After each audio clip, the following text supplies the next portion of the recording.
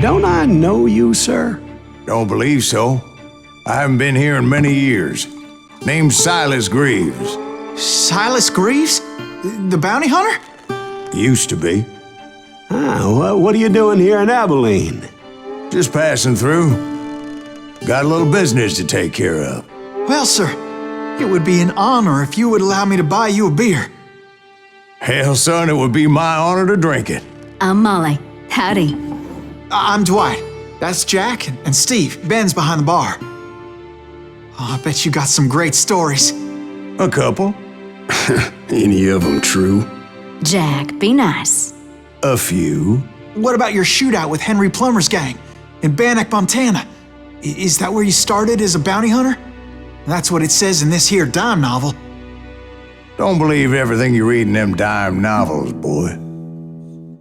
First man I hunted was back when I was riding with Billy the Kid. You knew Billy the Kid? Damn right.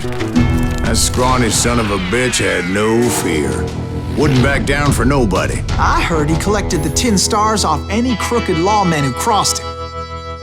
It was a war, boy. The Lincoln County War. And Billy promised his regulators would take the life of every bastard who helped bushwhack John Tunstall. Kid had a big chip on his shoulder and a hair-trigger temper. Made him dangerous as hell.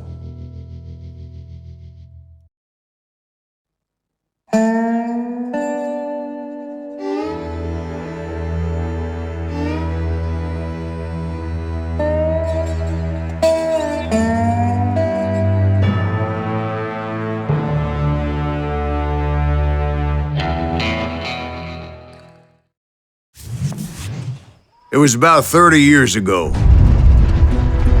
Billy was hiding out in an abandoned farm near Stinking Springs. I threw in with the kid because the man I had sworn vengeance on was riding with Billy's enemies. But before I tell you why I want that sumbitch dead, let me tell you what happened that day. I was heading back to the hideout when suddenly I had this funny feeling. Funny, ha-ha? No, Steve. The other kind of funny.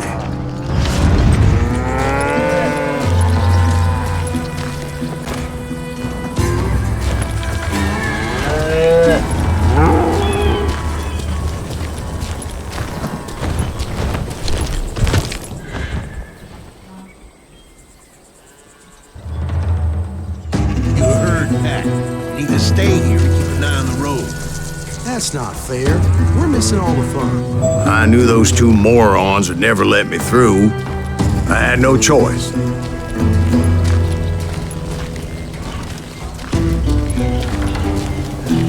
Who's that? Is he with us?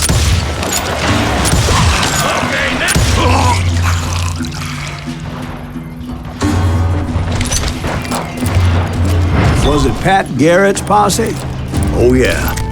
I heard the shots and I knew I had to move fast. Garrett and his army of deputies had surrounded the entire homestead. They're coming from the I rear! decided to help Billy and the boys out a bit. So that's just what I did.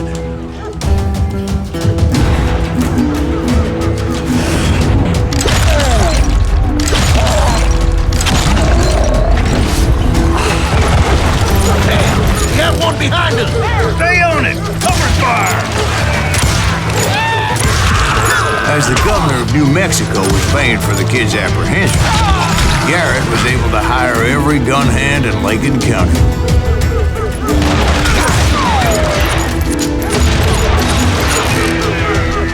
Someone shoot that bastard! God damn him! I'm putting you down!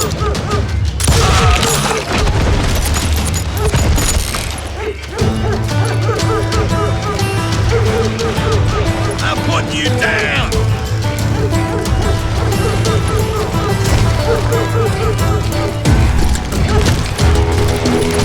I knew that going through that front door meant putting my butt in a shooting gallery, so I decided to get sneaky. You're dead!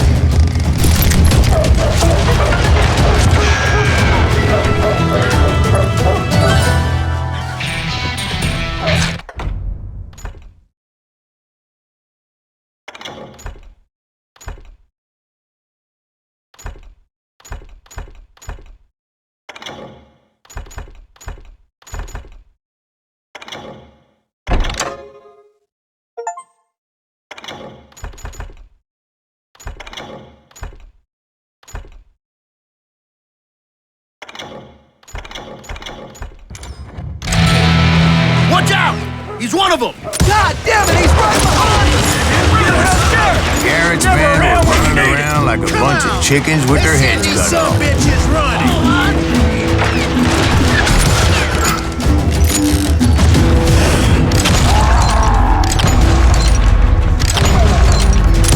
God damn you!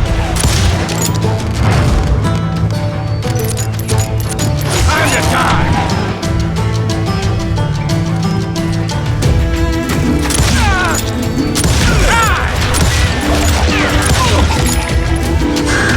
Still, one of them reached the water tower. Not a bad idea. It would be a turkey shoot from up there.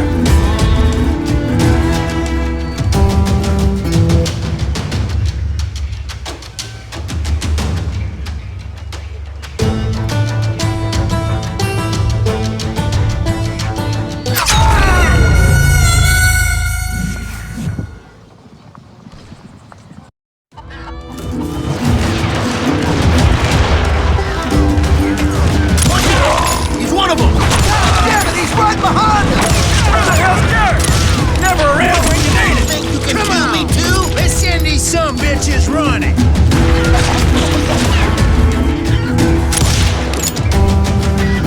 Right here!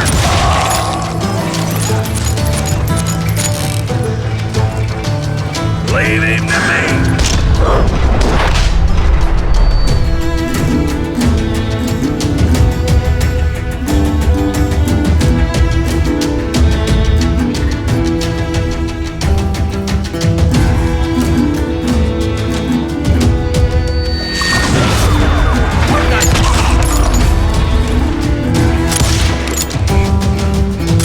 Time to die!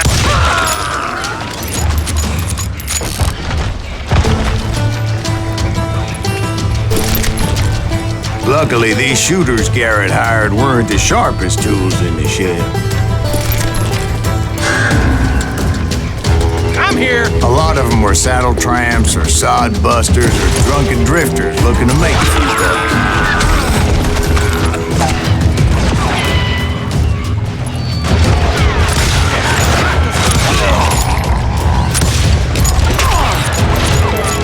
Where'd he come from?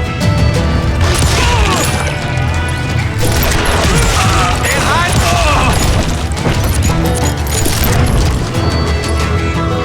Then, I heard a friendly voice yelling at me from the window.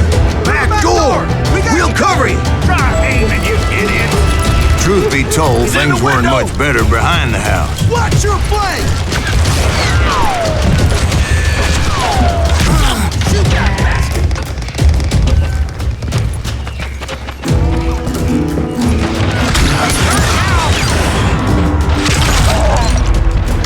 Their numbers in half. But that just made the ones that were left twice as mad. I'm putting you down!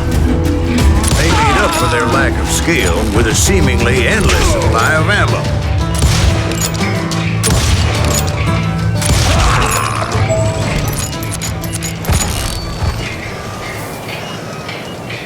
It was a bit of a slog, but I finally fought my way around the back of the house. And like that, You'll I was all be inside, dead, you bastards! none the worse for wear. I passed Dirty Dave, Deader than a rat in a and trap! upstairs I found Billy and Charlie Beaudry. You're done! How about that?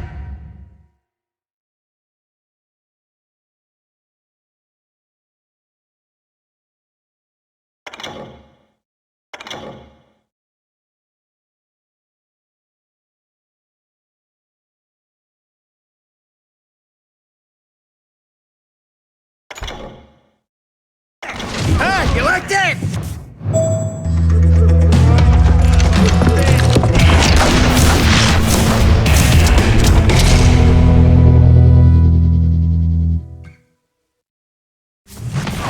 Billy looked at me and said, "About time, amigo. Grab a gun and get to the window." Wait, so you were friends with Billy the Kid? Yeah, sort of. Anyway, we were surrounded by dozens of deputized shooters who wanted to do us harm.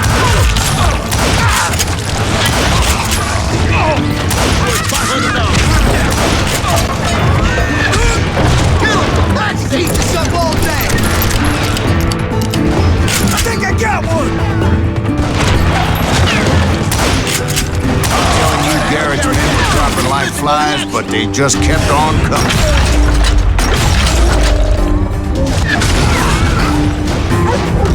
That's when Charlie got hit. Catching us in a crossfire, shouted Billy.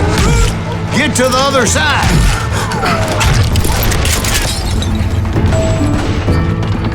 Kill him!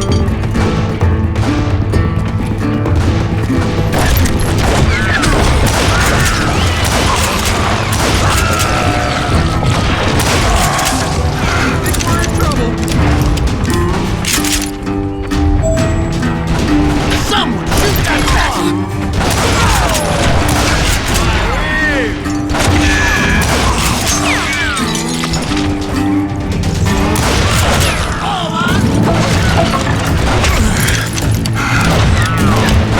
I'm done with you.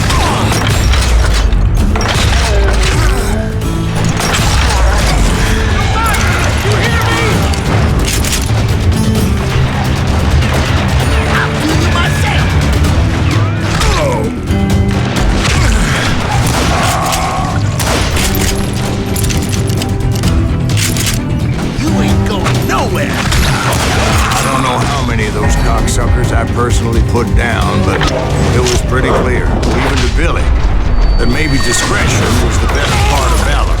What's that mean? It means that it was time to cut and run. They got a Gatling, Billy shouted. Get the horses and bring them round back. I'll draw their attention.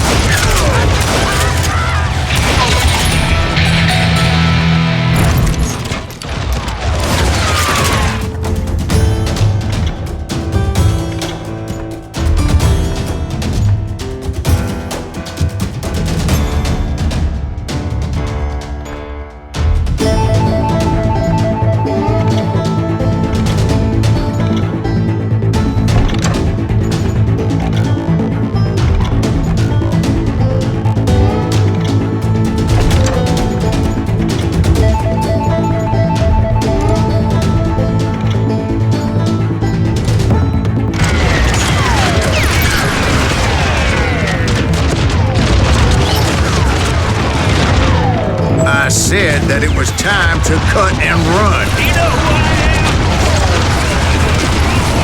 am? Directed that order at me, and I thought, why the hell do I have to do it?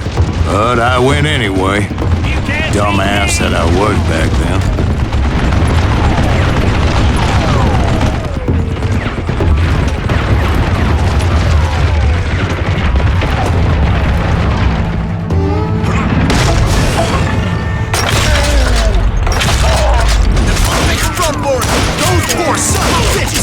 Many would have fled in my place. But I had that false sense of invincibility that many young men have. Like Jack here. What are you saying, old man? Jack, he's just joshing. Yeah, he better be. Mr. Greaves, please continue. Please, call me Silas, ma'am. Now, where was I? You were heading for the barn.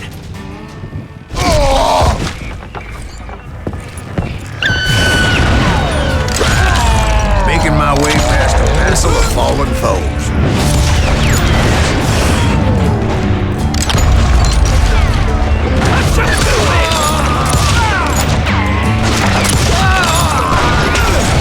Done with you.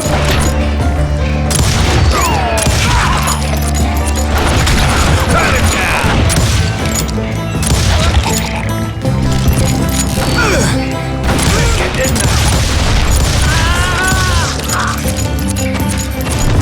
That's it for you.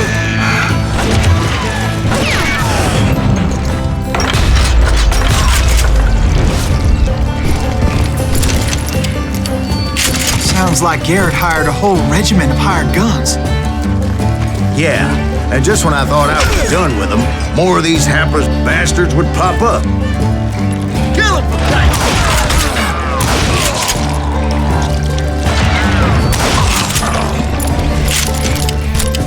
Finally, I had the stables within my reach.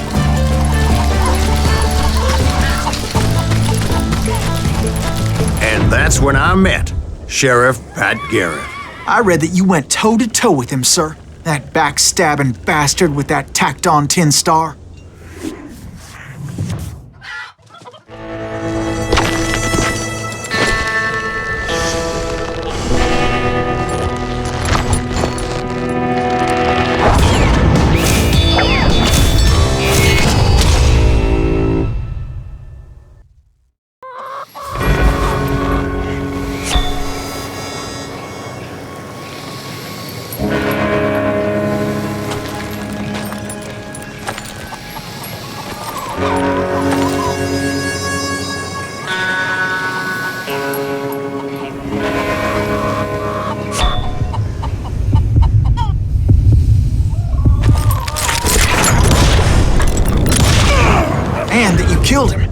in a fair fight.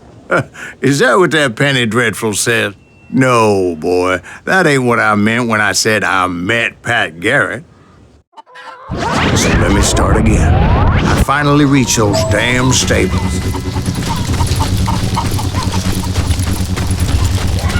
And stepped inside, and last thing I heard was Garrett's voice. That's not Billy. And go on, how did it end? And, boy, that was just the beginning.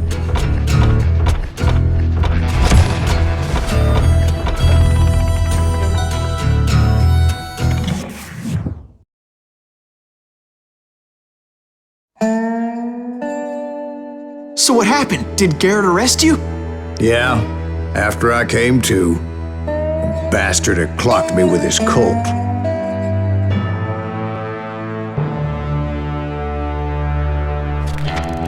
And the kid surrendered? When he realized there was no getting out of there alive. So they locked you up in Lincoln? Indeed they did. Sentenced me to hang right along with the kid.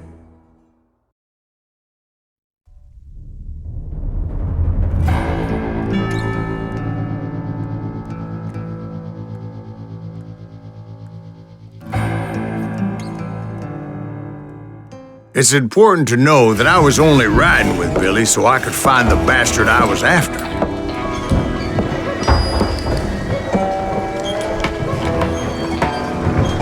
He was with John Kinney's gang, and they were sworn enemies of Billy's regulators.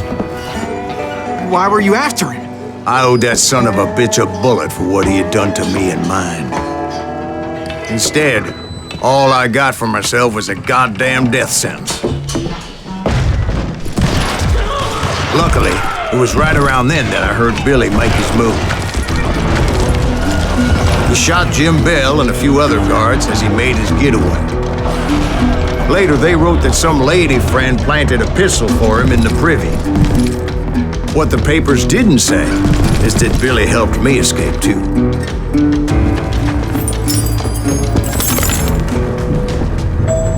My first order of business was finding a firearm.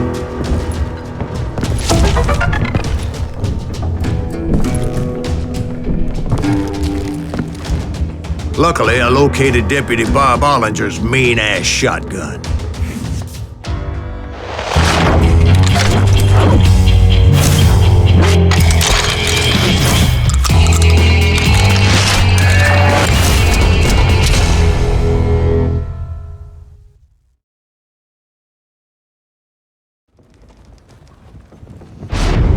I saw Billy through the window, and he yelled that I should take to the rooftops to make my escape. So I did. Anybody see Billy? Get shot, Jim Bell! Hell yeah. That scatter gun was like a double-barreled howitzer. It could blow a man clear off his feet. You hardly had to aim the damn thing. The kids escaped, raised a huge ruckus.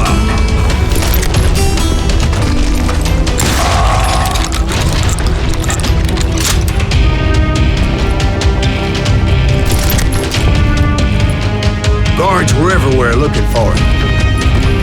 Can't let the kid get away!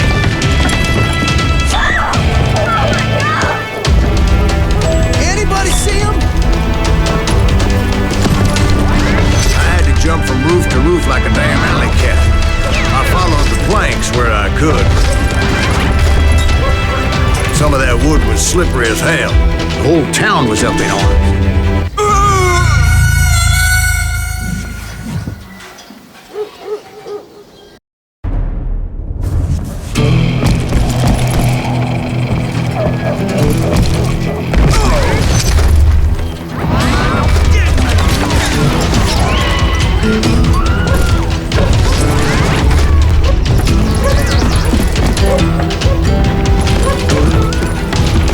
Suddenly, I was a fugitive.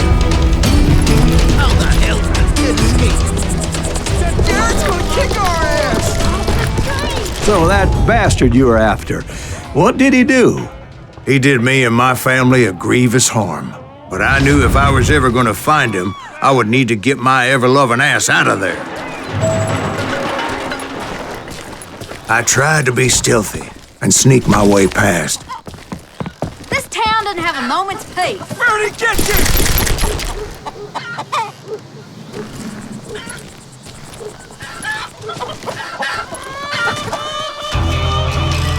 You! But hell if they weren't all waiting for me. Apparently, some of them thought I was Billy. You hooligans can go to hell. Coward! Don't let him get away!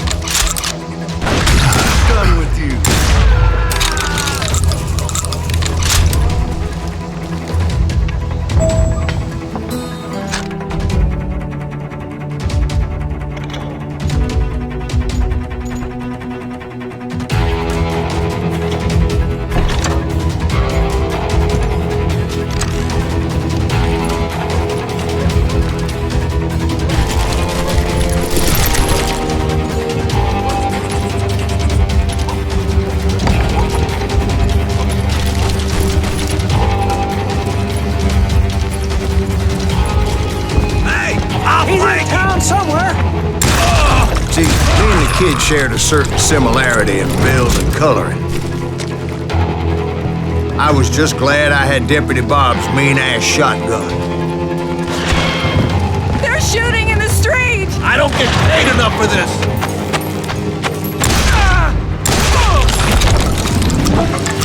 I'm here! Get your headstone! There's children. God damn you! So much lead was whizzing by my head, it was like everyone in Lincoln wanted to put me in the ground. I knew I needed to find a horse. Though I never did have a great fondness for those four-legged grass eaters. Smelly, sweaty, ungrateful beasts. We price them too high, if you ask me.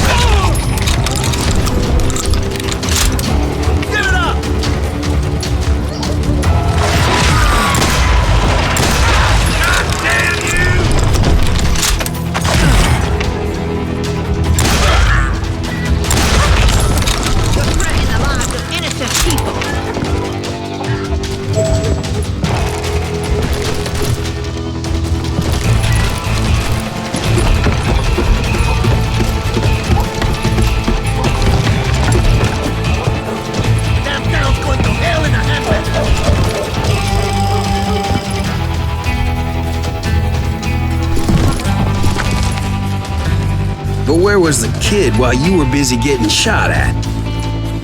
Gone.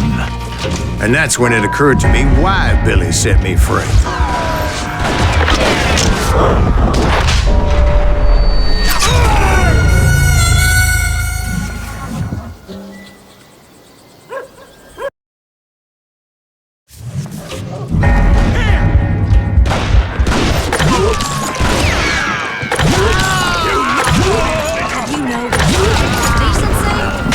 So I could be a hapless decoy and draw attention while he snuck out of town.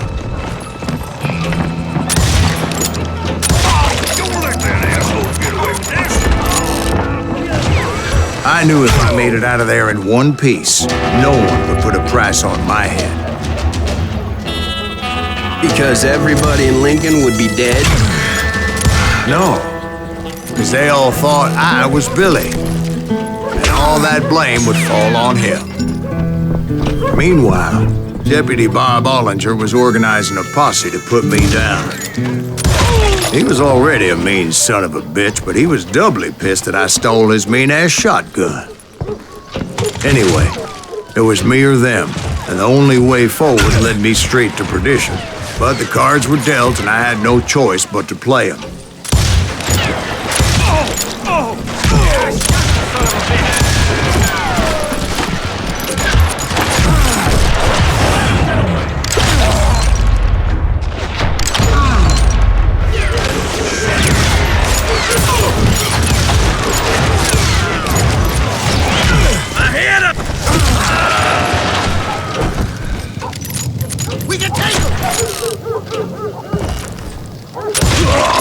Now you're really pissing me off!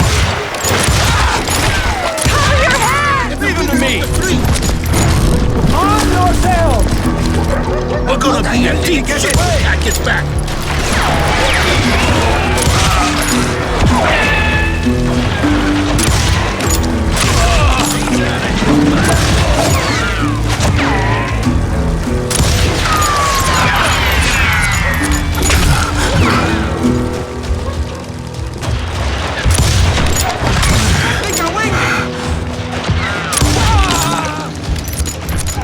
Stop him!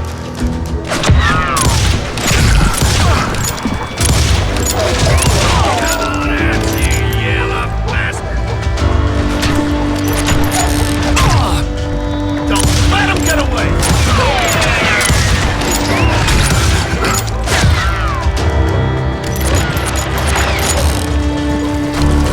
We can take him!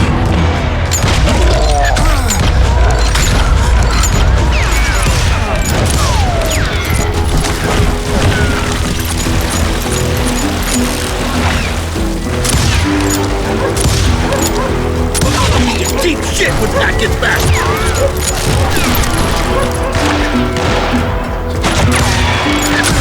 No back for this, you hear me?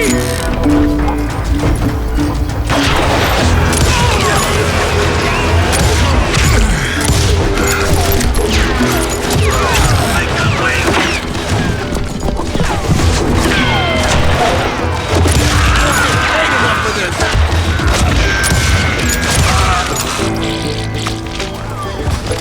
Finally, I found what I was looking for.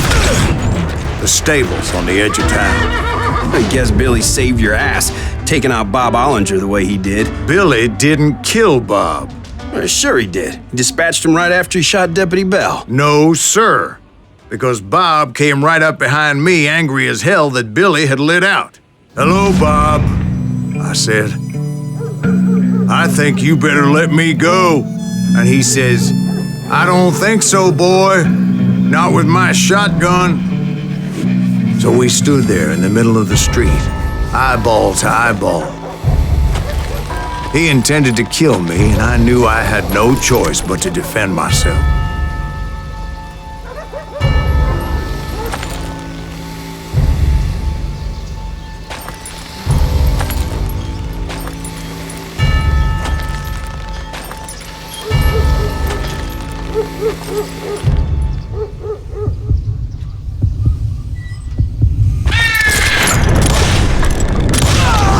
Some say I fought unfairly, but they weren't the ones looking him in the eye that day.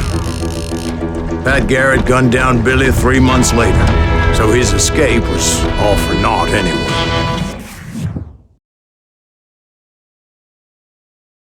So where'd you go after Lincoln? Mexico. Until I realized nobody was looking for me. I ended up taking a job at the Rurales. The Mexican Rurales? I was hired to help them track down the cowboys. The most vicious outlaw gang in Cochise County? Curly Bill Brocious? Johnny Ringo? Led by old man Clanton himself. They must have paid you a pretty penny to take them hombres on. Not really. But truth be told, I had my own reasons for going after those boys.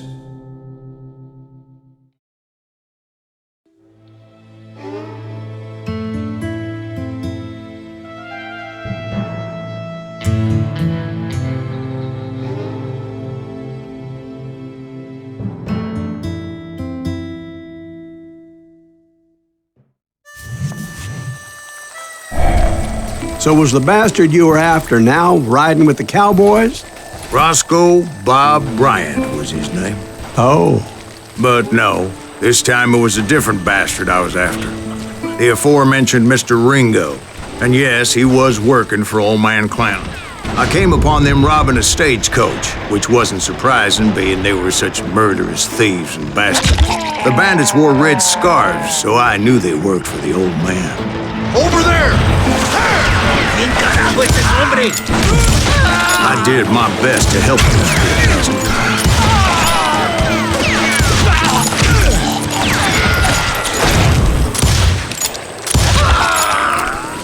Moments later, the attackers were dead, and I checked the stagecoach to see how many passengers were still breathing. None. It was then I wondered if the rocks weren't hiding more bandits. Was that all of them? Or did I just hit the rear guard? I quickly got my answer. They attacked from on high like Apaches often did. They would appear in great numbers from above and rain down lead on their hapless enemies' heads, making use of the high ground and whatever else there was. Yep, the Apaches always appeared out of nowhere, and there never seemed to be an end to it. Hold on. Were you attacked by Apaches? What happened to the cowboys? Did I say they were Apaches? I said Clanton's cowboys attacked me Apache style. I was in a pitched battle, but I was holding my own against an overwhelming enemy force.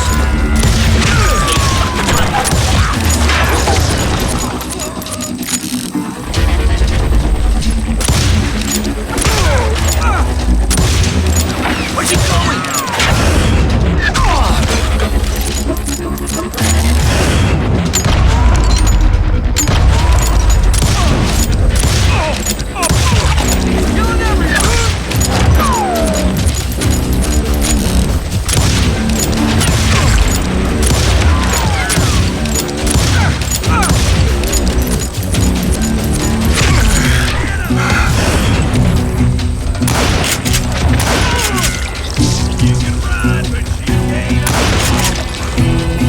See, at the time, I was still pretty green and would often blunder into regrettable situations.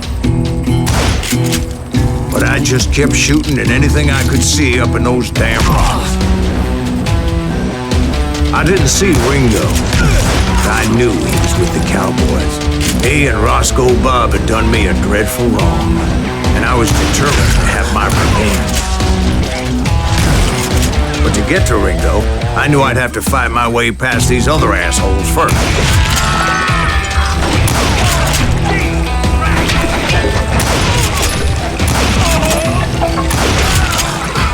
Unfortunately, I was running out of ammo. Another perfect example of my relative inexperience as a hunter of men. I'm ending you! I immediately knew that a tactical retreat was called for, as my vengeful fury was much less impressive without the bullets to back it up. Get him!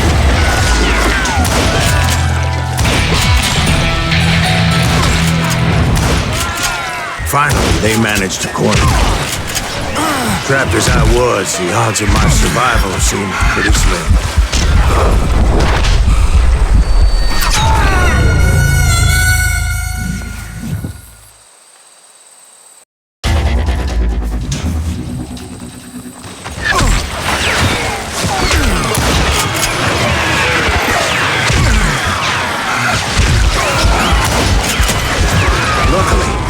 Serendipity was on my side as I suddenly spotted a way out of my predicament.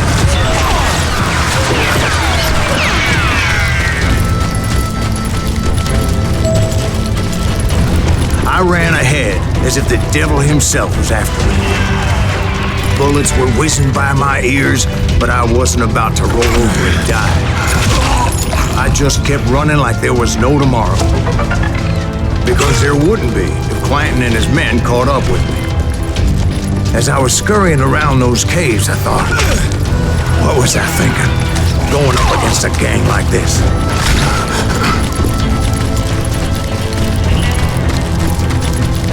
You're done! I just kept running, not knowing where the hell I was going. Where's she gonna run to now?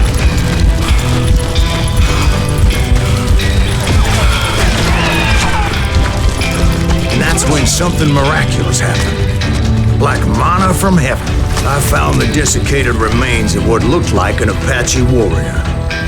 The old weapon next to him supplied me with some much-needed ammunition.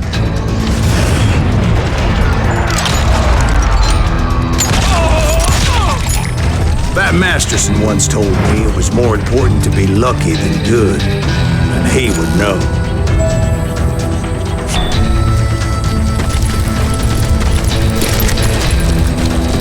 And imagine my surprise when I found a fistful of dynamite to go along with that ammo. That stroke of good fortune evened the odds and bolstered my confidence. It was time to turn the tables. Time for the prey to become the predator. Time for the hunted to become the hunter. Time. All right, Jesus, we get it. They were right where you wanted them. That's right, Jack. I was done running. And the old man's boys were not expecting that. No, sir. I came at them like a wildcat. My fury knew no bounds.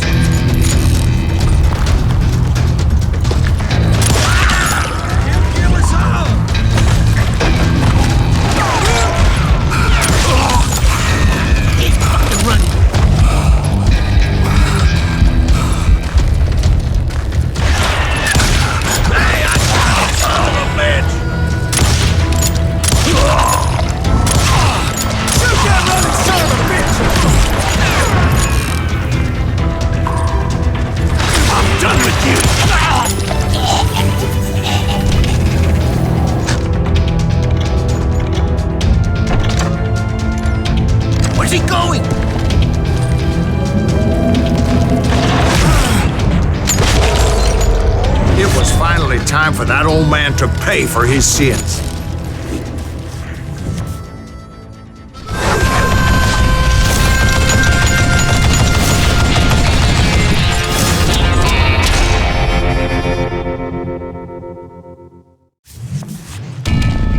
I yelled out at the top of my lungs, "Clanton, I'm coming for you!" A little stealth might have made more sense, to be perfectly honest. Because that old fool had a Gatling gun and enough bullets to last him till kingdom come. But I knew I could not let that deter me. Not if I was to find and kill Ringo. I needed to get that old man off that gun.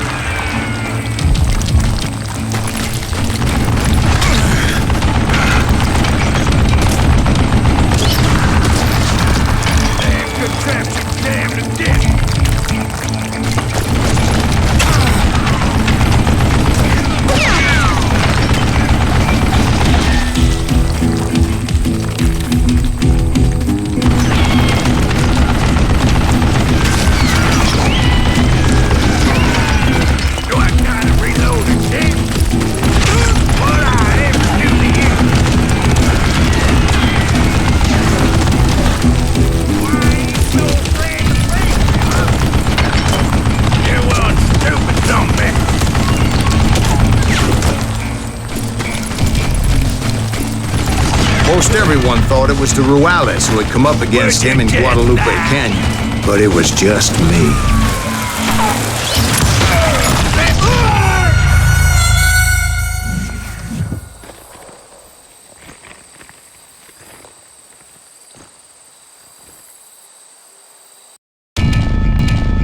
Most everyone thought it was the Ruales who had come up against him in Guadalupe Canyon, but it was just me. Reload again?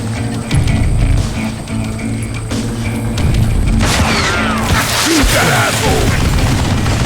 He can't do that!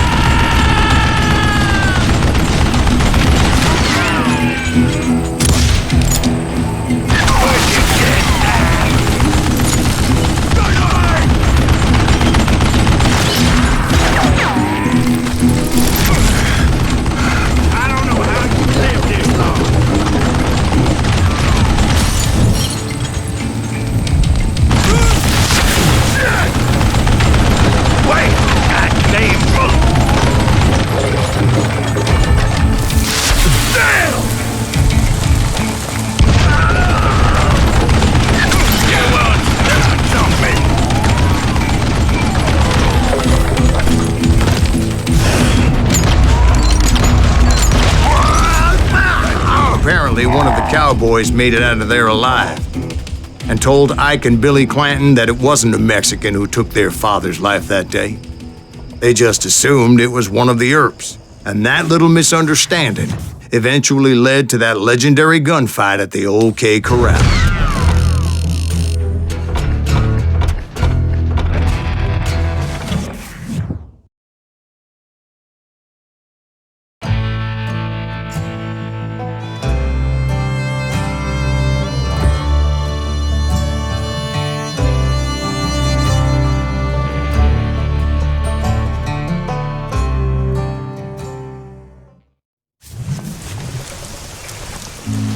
A few weeks after that dust-up at the OK Corral, I was still after Johnny Ringo. I had tracked him and the cowboys to their hideout at a sawmill, and they were loaded for bear.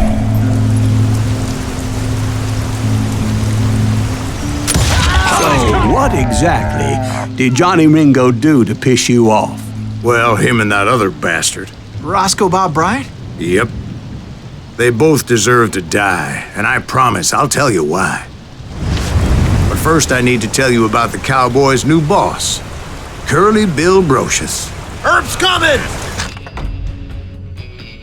Get ready, boys. Send him to hell!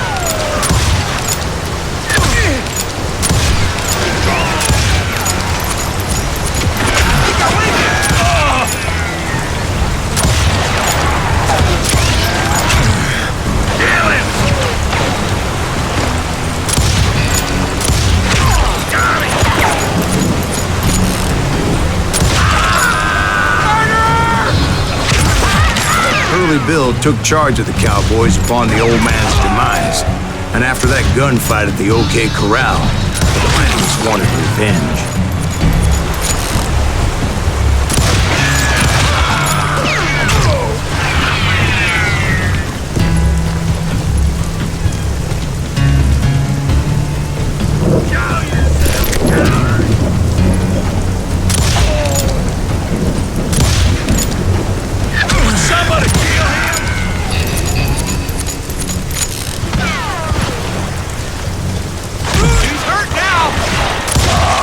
So they murdered Morgan Earp and grievously wounded his older brother, Virgil.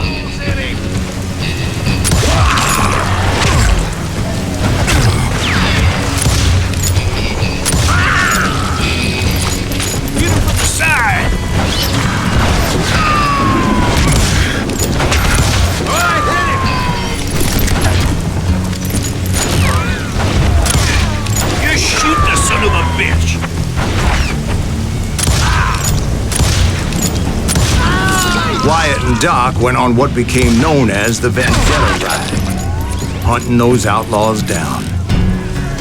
So when I showed up, that's who they thought I was.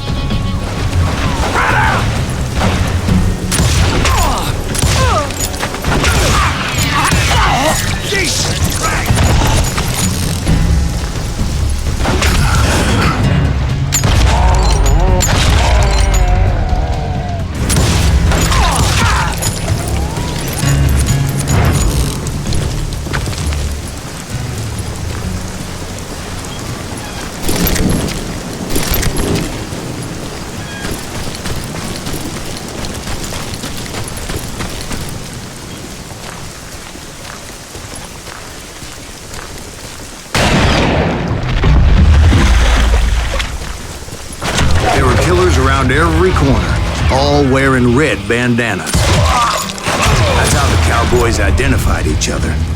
I was beginning to wish I had one myself. But I wasn't about to let Ringo walk away unscathed, and that's what drove me forward.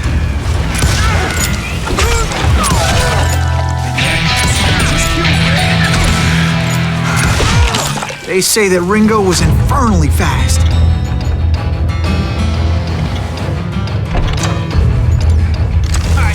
I hardly saw anyone faster, boy.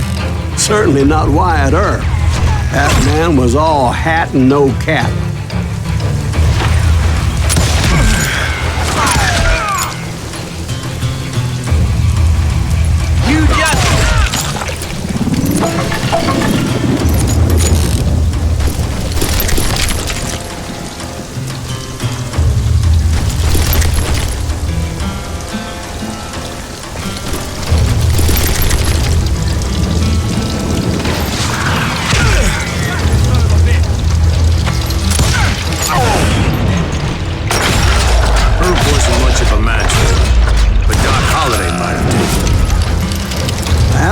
should have kept his nose out of it. They never charged anyone for the murder of Morgan Earp.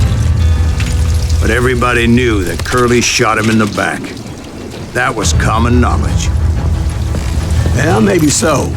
But Ringo had nothing to do with it. He was just being loyal to a friend. Is that what you call it? Being loyal? Well, to get to that loyal friend, I had to pass by some buzzsaws as big as a man. Excuse me, sir. I have a question. What's that, Dwight? After old man Clanton died, why didn't his son take over the Cowboys? Because Ike Clanton was dumber than a box of rocks and a yellow belly to boot.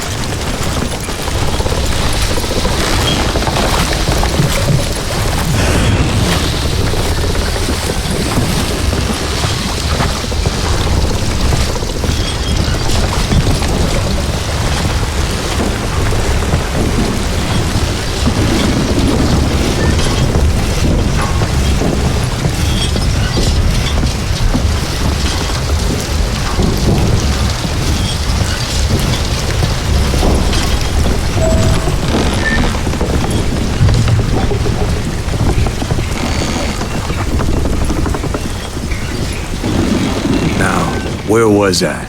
Taking down the entire cowboy gang single-handed. Indeed I was, Jack.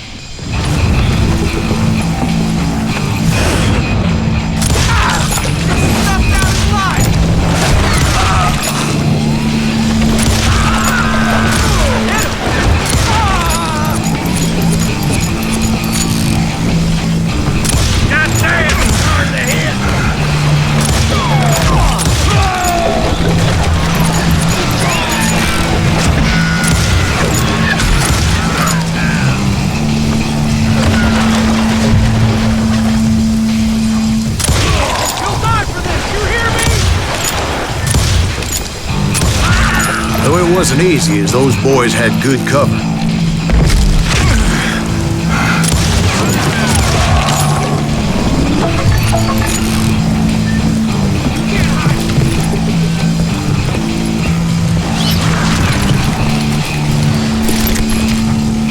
Can't believe you missed.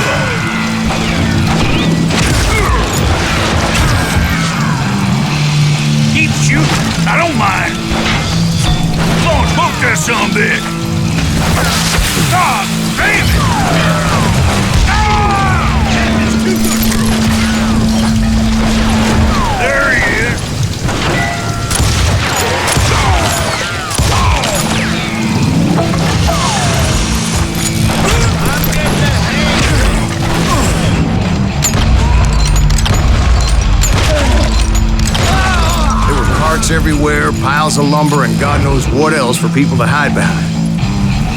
That really was one hell of a sawmill. Quite an impressive operation.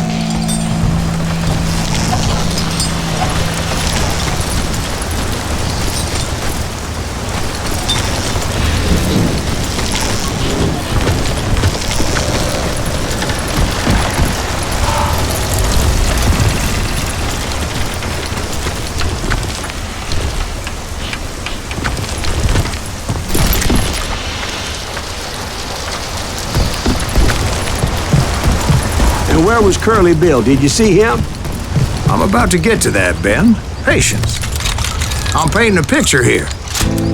There was this beautiful waterfall and a crystal clear stream that led to a verdant valley that was truly... Consider your picture painted. What happened next?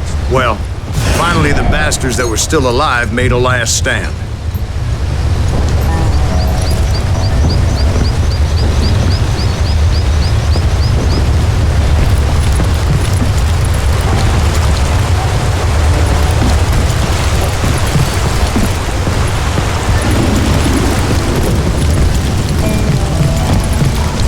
Curly Bill, Johnny Ringo, and his compadres took off into the lumber yard, and I followed after.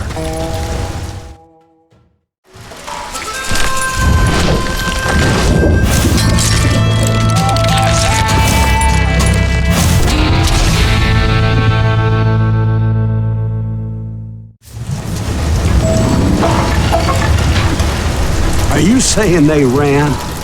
Cowardice was not in Ringo nor Curly Bill's nature. No, sir. I never said they were running scared.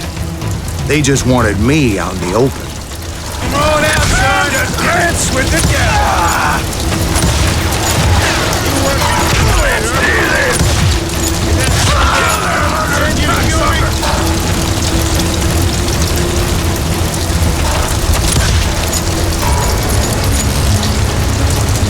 You can't hide forever, boy! Did that sumbitch send you to kill me?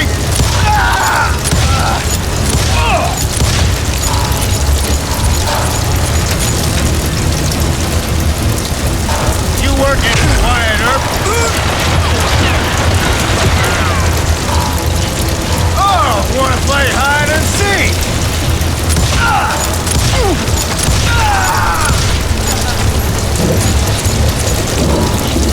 Gonna kill you like I killed Morgan Earp.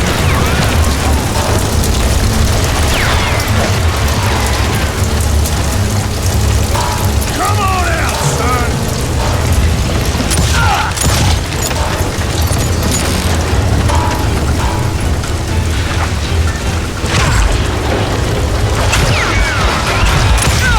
You want some more? You asshole! Hiding like a scared little puppy.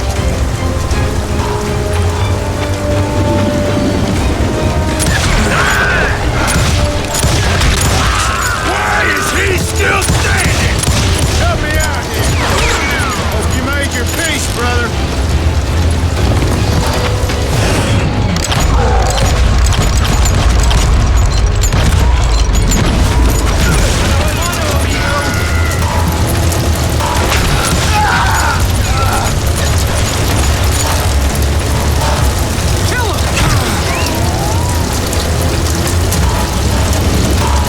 Come on out, son!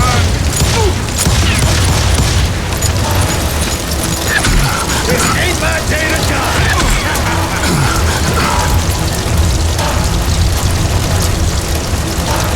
I'm out!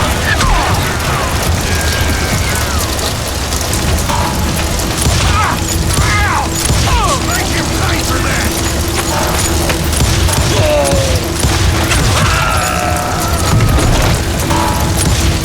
You're gonna get together! Brocious gave me no choice but to take his life. But Ringo was nowhere to be found. I knew you didn't kill Ringo, because he was found dead in a different location altogether. To this day, his killer is still unknown. Indeed, Took me a few months before I finally tracked his ass to West Turkey Creek Canyon.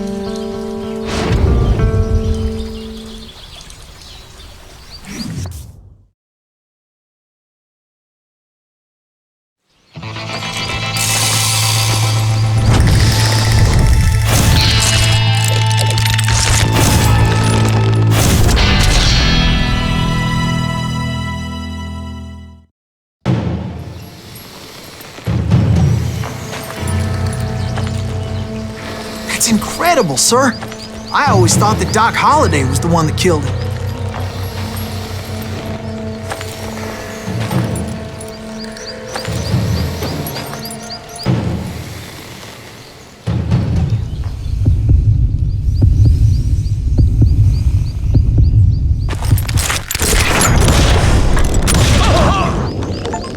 Sorry I had to ruin the legend for you, boy. But the legend ain't always true. Doc Holliday had nothing to do with the death of Johnny Ringo.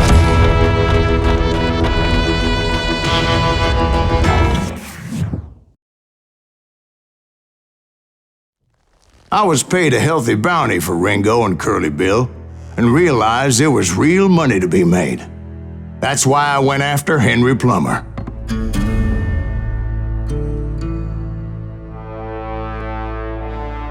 Wasn't he the sheriff who augmented his income by shaking down miners and robbing gold shipments? That's the one. Oh, yeah, I remember him. He ran that gang of thieving outlaws called the Innocents. So it's true that you went toe-to-toe with him? Indeed I did, son. Indeed I did.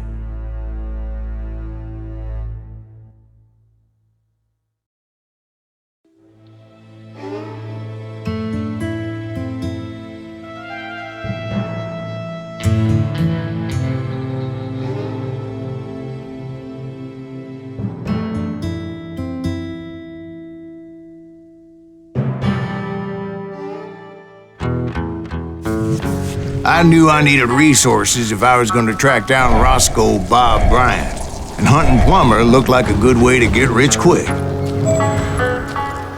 As the local vigilantes exposed him as the leader of the bandits, and put a generous price on his head.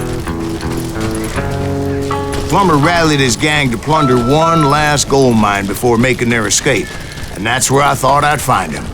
It makes me nervous standing so close to all these goddamn barrels of gunpowder. Why would you be nervous?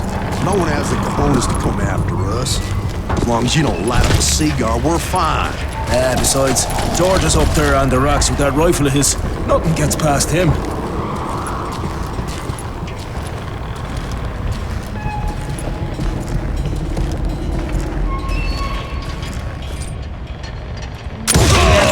My late father pointed out to me more than once. God made men, and Samuel Colt made them equal. You or me?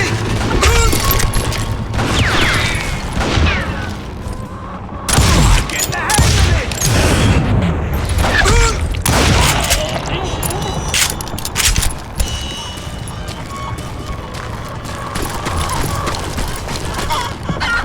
I knew that dynamite wasn't mine, so I decided the polite thing would be to return it. It was the biggest gold rush since Sutter's Mill in '48. Unfortunately, prospectors weren't the only ones drawn to those riches.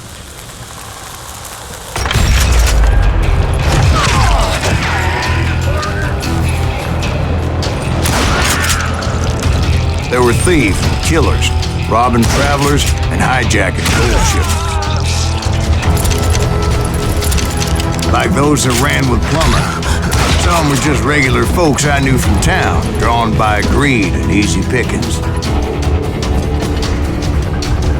Charlie Crow, the blacksmith. James, who worked in the stable. Sam and Jeremiah Barber, the butcher's sons. Ordinary citizens who lived a double life.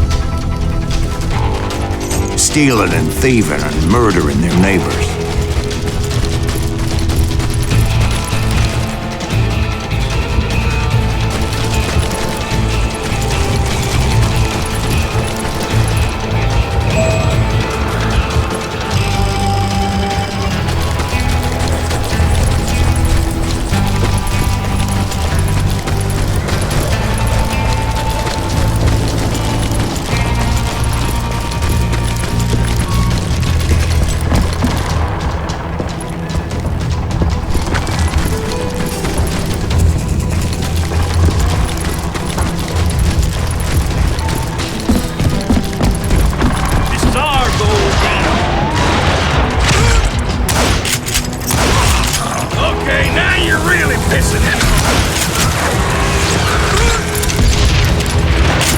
You must be about out of bullets.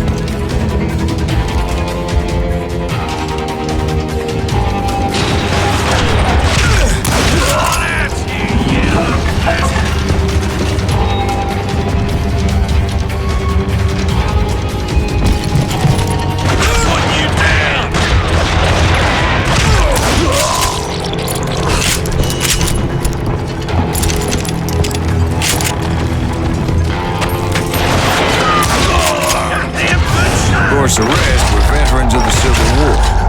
Stone-cold killers trained on the bloody fields of Shiloh and Antietam. Plummer had a lot of men on his payroll. A hell of a lot. That son of a bitch pretended to protect the public with one hand while stealing them blind with the other. He set up a defensive perimeter which I had no idea how to break. Dangerous, desperate individuals. I was outnumbered and in way over my head, but I was too damn stubborn and stupid to realize it. They must have thought I was tough. I thought I was some kind of hero. I finally made it past and headed on to meet my destiny. But first, I had something I needed to figure out. I had a few ideas on how to get into that mine, but once I made my decision, I knew there was no turning back. So my first thought was to enter the nearest mine portal. I saw an entrance. Made sense. It was the quickest way in, but that also made it more dangerous, as there would undoubtedly be enemy pickets posted along the way. Show yourself!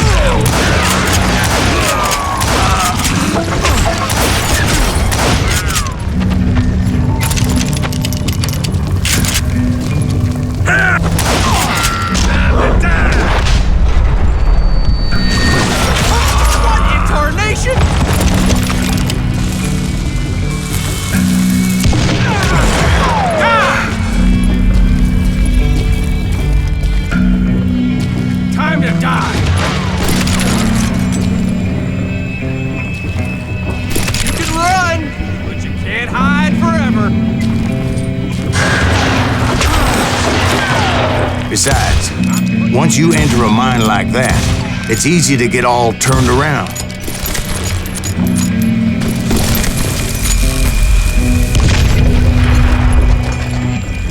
You can't hide forever!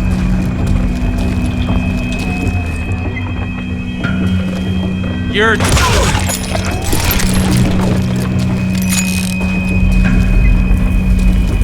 And that confusing maze of corridors wouldn't even be the worst of it. Some of those shafts could be as deep as hell.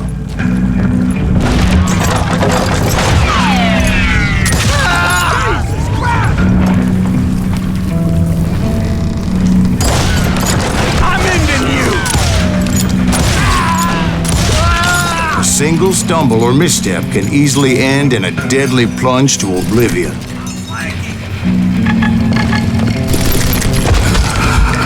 You ain't be... This is why I do not like heights.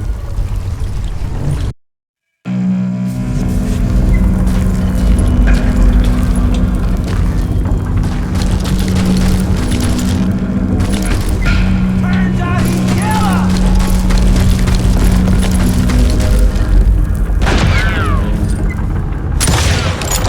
Murder that bastard! Damn him to hell!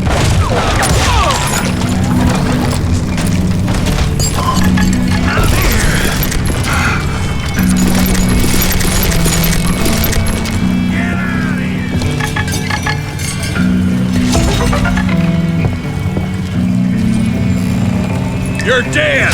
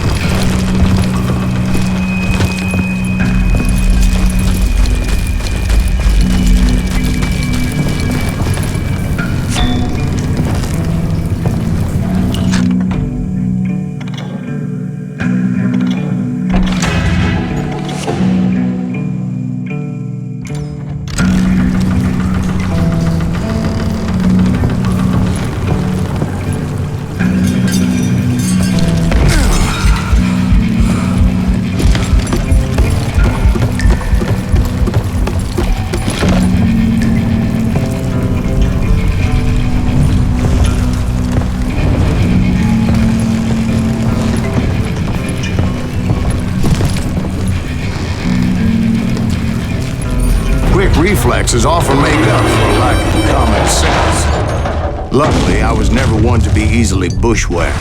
I would just need to be careful not to blow myself to kingdom come.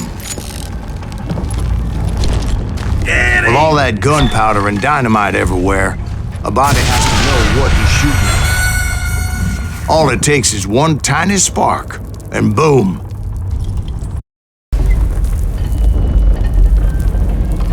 Come out, you yellow bastard!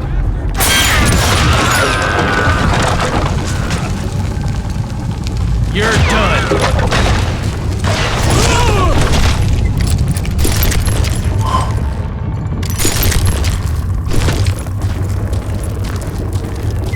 One wrong bullet could have turned that mine into a dad-blasted tube.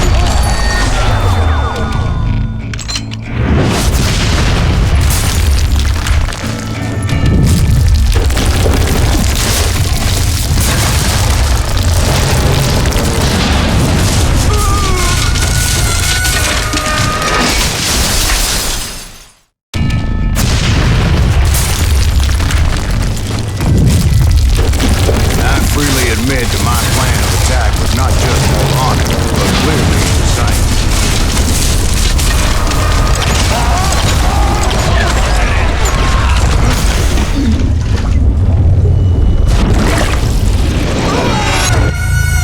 It's a good thing that I abandoned that ridiculous plan before I even tried it.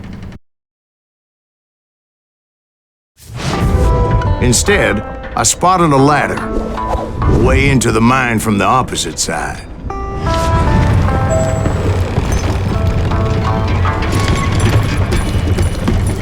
It was a long way around, but that approach seemed more sensible at the time. Of course, being I had a problem with heights, that scaffolding scared the bejesus out of me. Climbing down that ladder required some caution, because even though I had a younger man's reflexes, no man can dodge a damn bullet while climbing down a rickety ladder. I needed to make a leap of faith, which ain't easy when you're suspended between heaven and hell. I was determined not to give up, however. That Sheriff Plummer seemed quite the despicable character. When the vigilantes discovered what the sheriff was up to, people were outraged. That 10,000 they put on his head would go a long way to helping me find old Bob. And I had made it my mission to settle that score come hell or high water.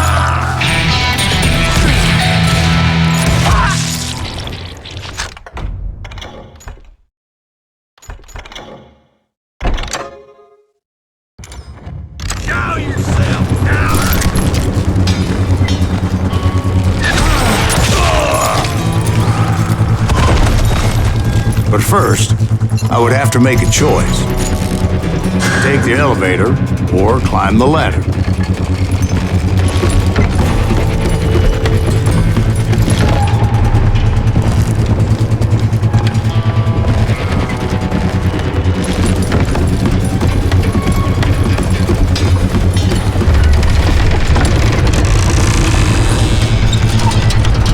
I wanted to use the element of surprise.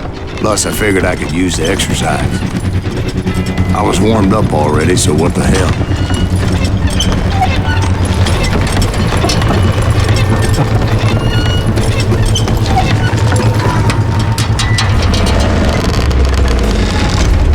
Who the hell are you?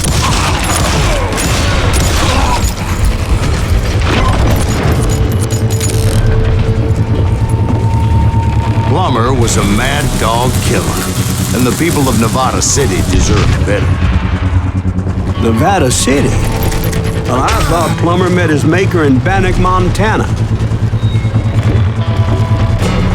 You can't beat the innocents! Right, well, he was the sheriff of both places at one time or another, but that's neither here nor there. Time to blow your shit up! The point was, taking him down would save a lot of lives, including my own.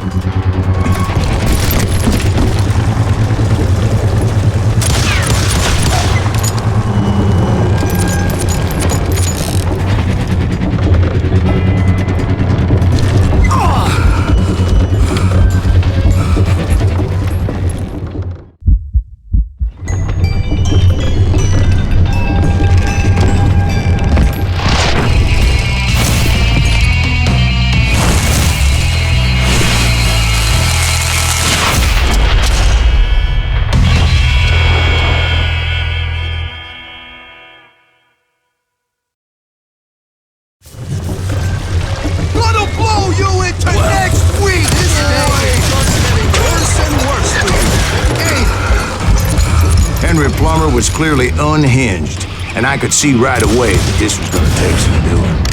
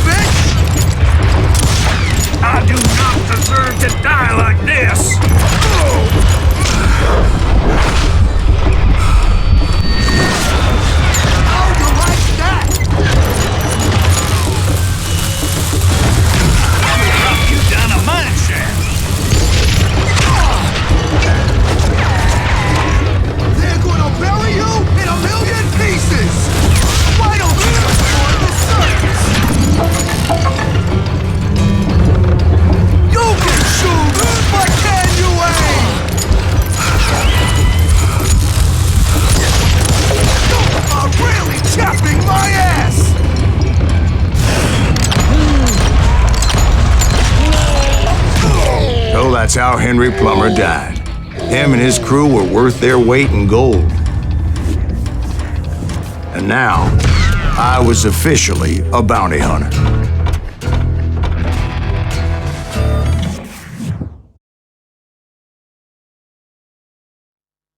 So, did you finally go after that Bob feller? Well, I heard word he was in Kansas with John Wesley Hardin. So that's where I went. Where in Kansas? Abilene. Why do you ask, Ben? No reason. Was Hardin as fast as Ringo? Ringo was fast, but John Wesley was as fast as the devil himself.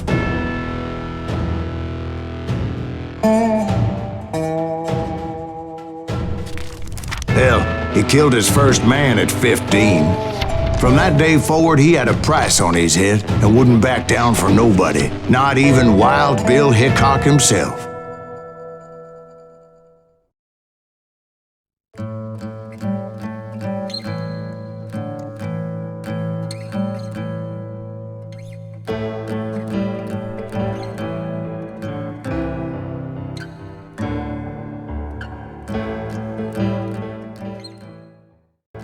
John Wesley Hardin was a killer. By the end, he confessed to taking the lives of 42 men. Fathers and husbands, brothers and sons, men with families who cared about them. Families who put up money in hopes of finding justice. He was a bona fide folk hero by then, and had amassed a gang of armed miscreants and other assorted thugs. He and his men set up camp outside of town, and I was hoping Bob was among them.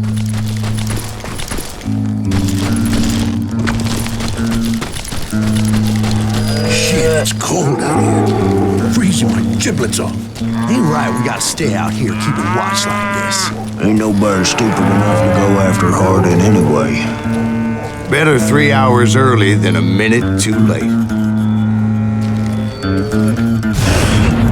Damn it! Shoot that son of a bitch! They didn't ask why I was there. They knew. As most of them were wanted as well. I figured Hardin was here somewhere, but to get to him, I'd have to get past his gun hands. And that was easier said than done, as most of them were as foolish and full of bravado as I was.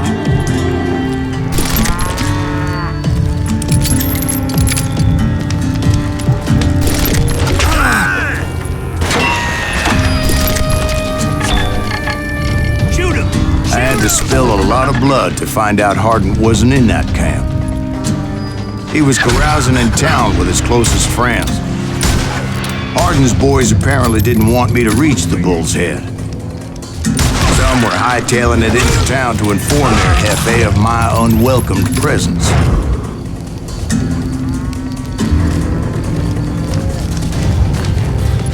Kill him already!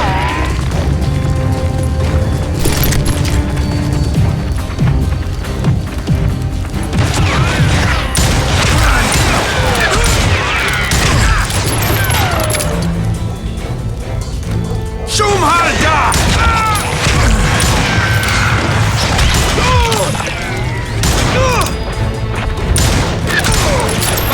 By the farm!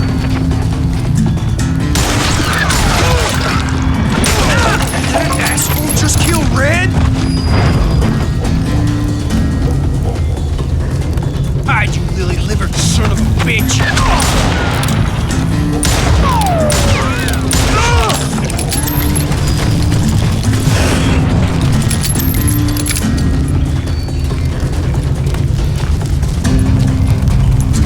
Tell Hardin someone's coming for him! Stop that son of a bitch! Let the boys know we got another law dog.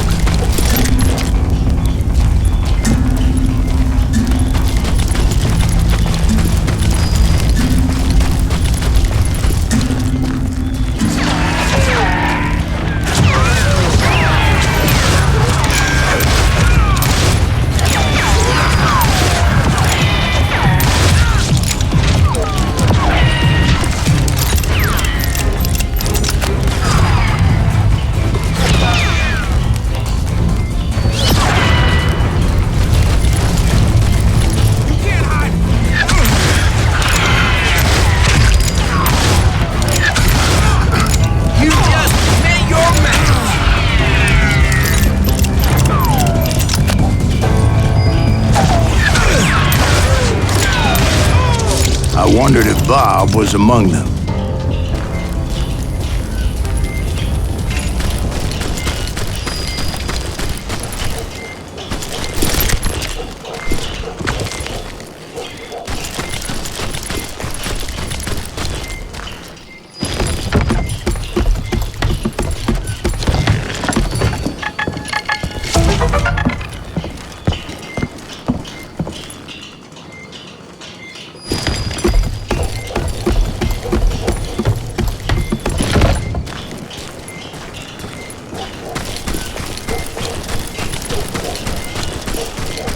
And I steeled myself for the fight ahead. For as good as I was, deep down I wondered if John Wesley wasn't just a little bit better.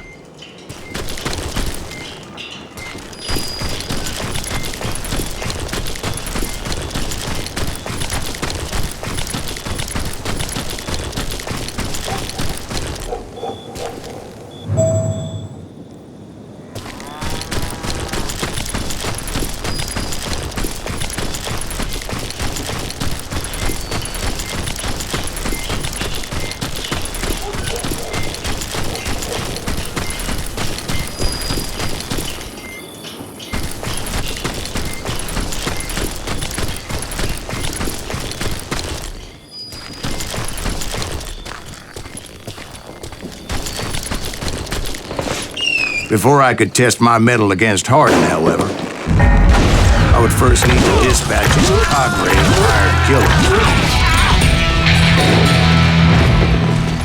killers. Most of these degenerates were beyond redemption, but John Wesley might have been a different story.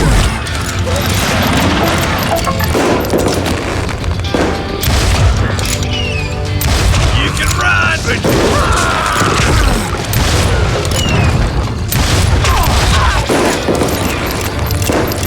I didn't learn until later that that night was in fact his birthday celebration.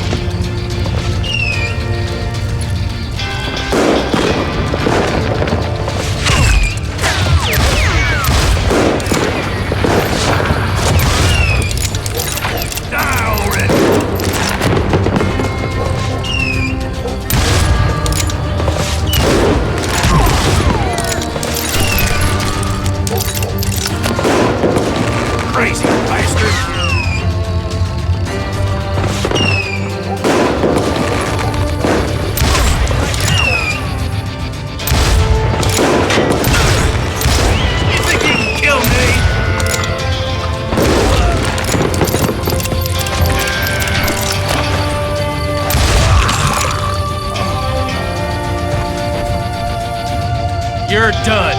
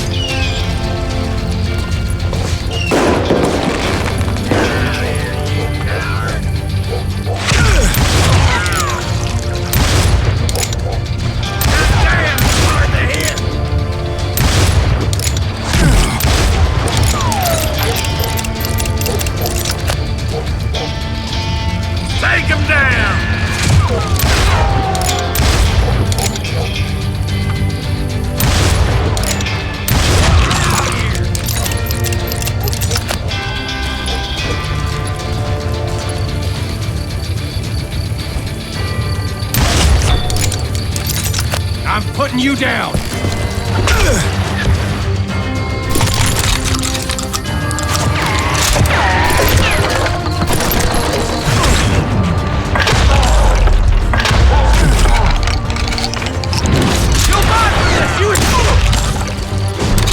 I think I already mentioned that I found Hardin in this very saloon.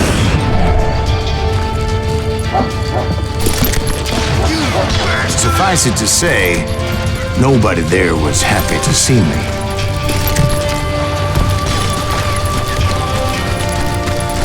Shoot him! Shoot him!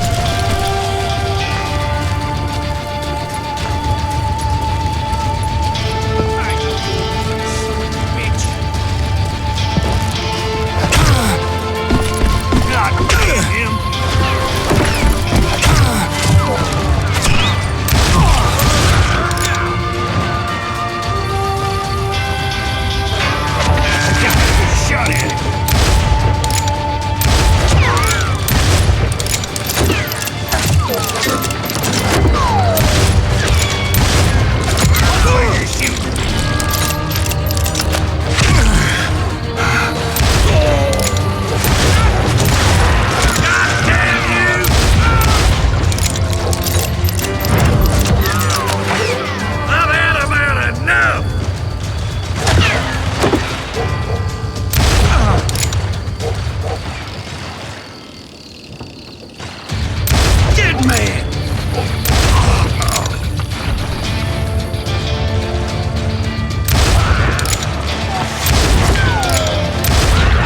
In fact, I felt a certain hostility.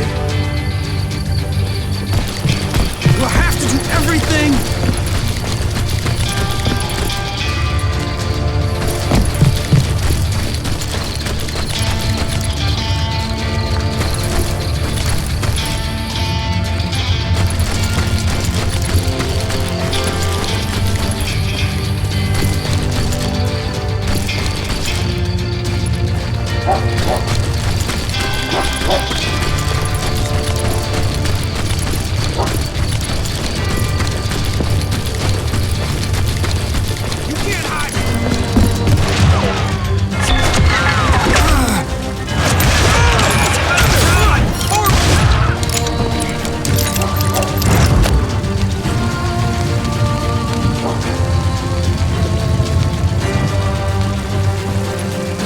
Time to fill you full of lead.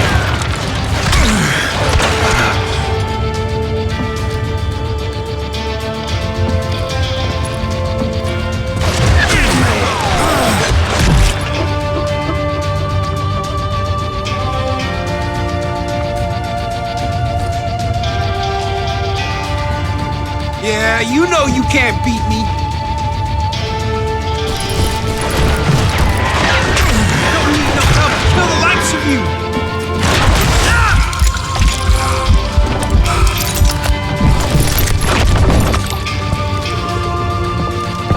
You ain't beat me, boy. I was disappointed that neither Bob nor John Wesley were among the dead. But that was short-lived, as a moment later I was facing down the fastest gun in the West.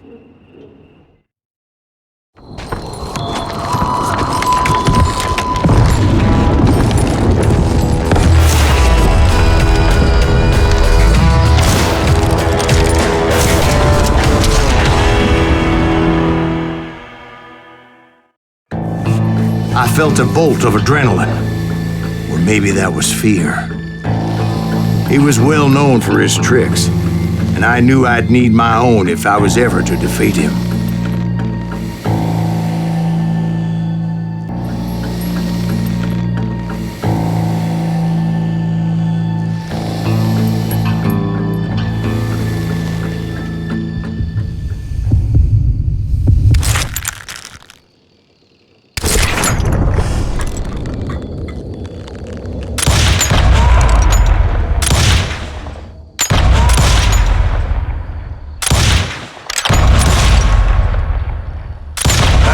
Faster than greased lightning.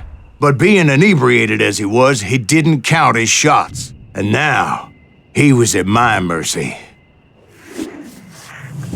So he didn't die? No, I sent him to prison. Years later, after he was free, some restless Avenger took his life. Shot him in the back at a saloon just like this one. Anybody up for another beer? Ben?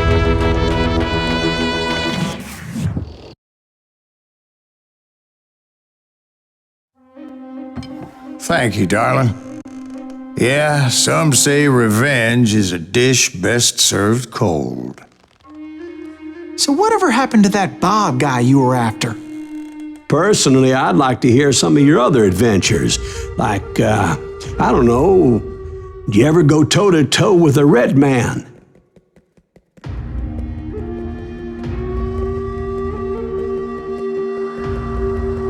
Yes, I did, Ben. I remember once I was after this renegade Apache, Grey Wolf. Strangely enough, revenge was also his primary motivation.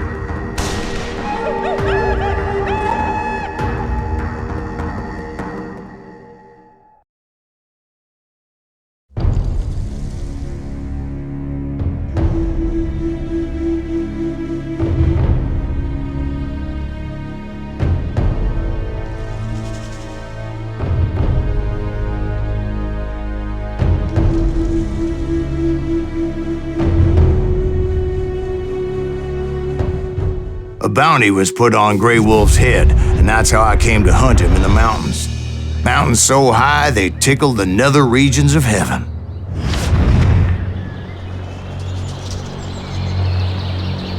Grey Wolf was a Chiricahua Apache medicine man who had led a war party in revenge for a massacre against his people. The U.S. Army had attacked his tribe during his daughter's sacred sunrise ceremony, and the slaughter was unspeakable. I understood his anger, as there's nothing more traumatic than seeing those you love die in a cruel and painful death.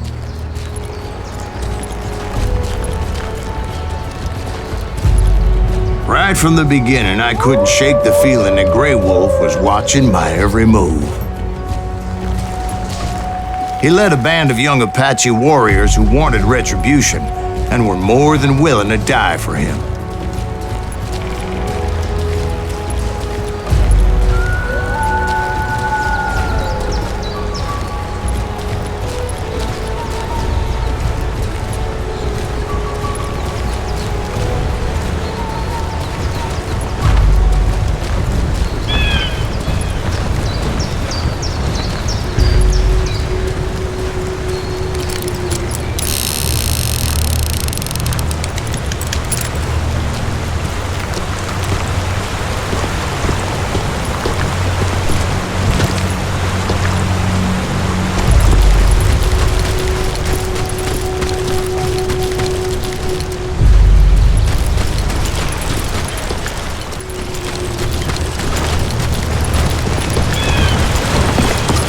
They saw me before I saw them.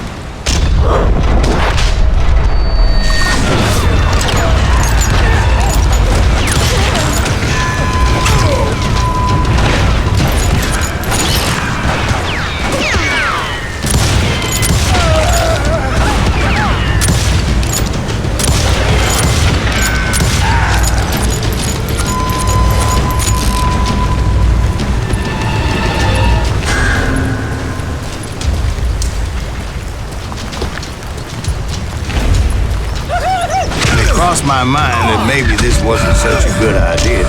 But now that the shooting has started, there was no backing down.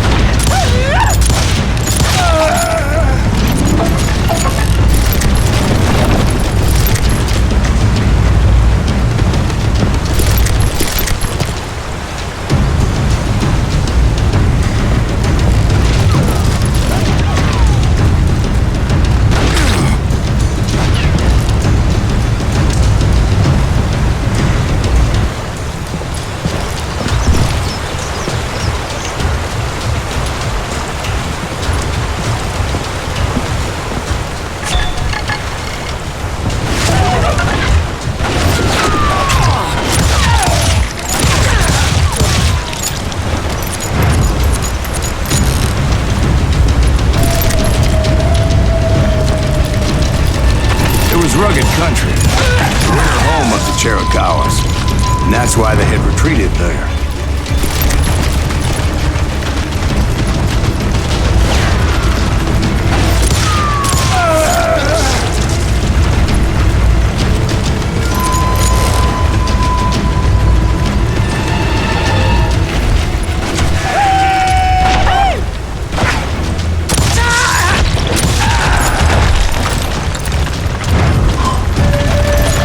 To having some regrets about going after them the way I did. But then again, I got a lot of those.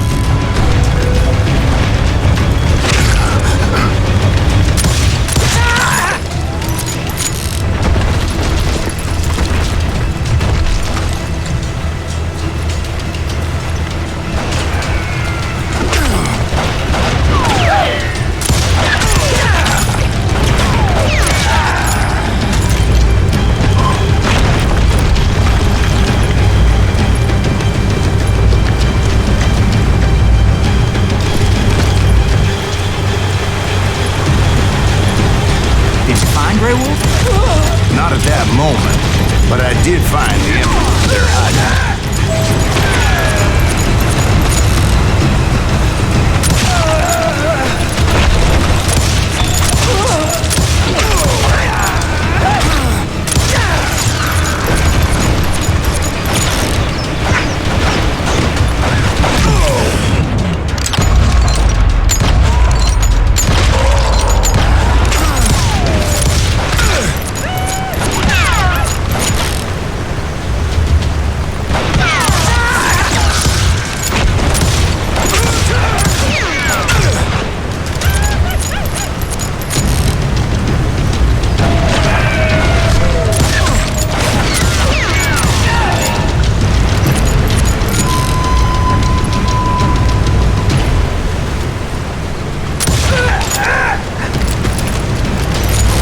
deep crevice that led to a deeper cave.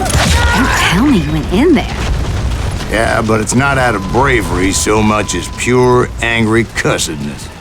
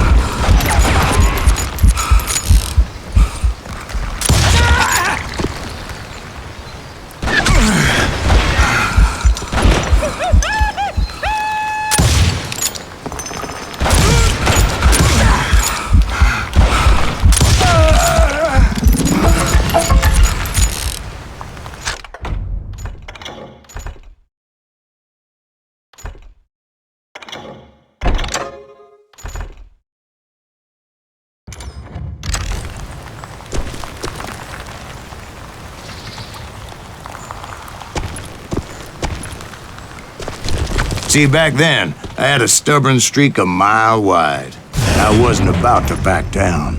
So it was like pitch black in there? Actually, it was pretty well lit, as they had torches on the walls.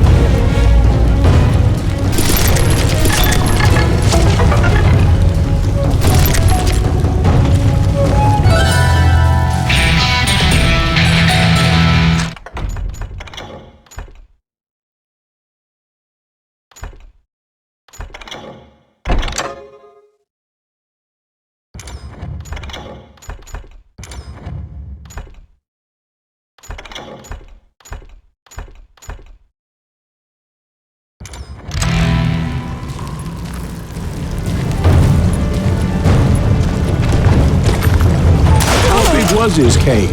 Big as hell, Ben. Chiricahua had hid out there during the Indian Wars.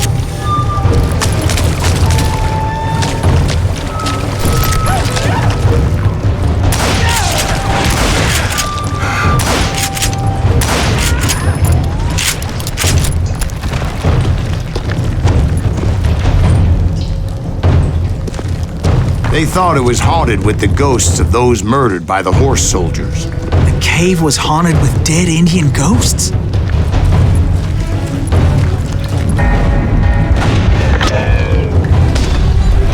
be honest, I was more concerned with the live ones than the dead ones.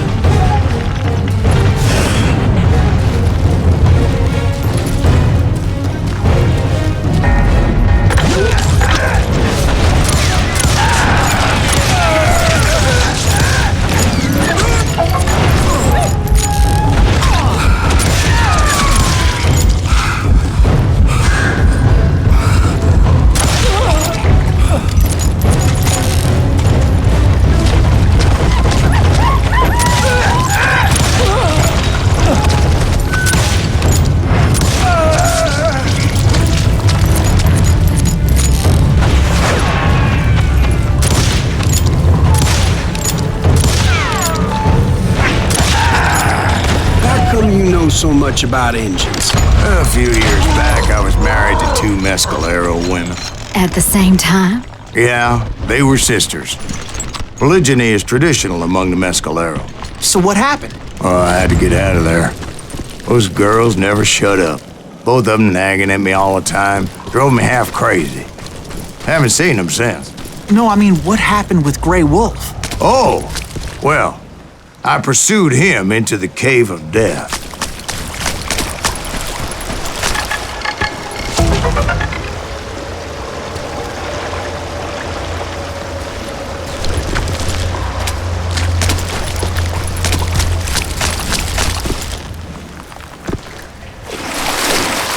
came upon this flooded grotto, and that's when I saw him. He came to me unarmed and unafraid.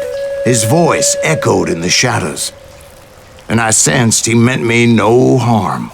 You carry great darkness in your heart, and if you do not release it, it will claim your soul. The sound of his voice put some kind of ancient Indian spell on me. As his story unfolded in my mind. You will come to this place again and kill many more men, and the darkness will grow until it consumes everything that you are. The soul would have no rainbow if the eye had no tears.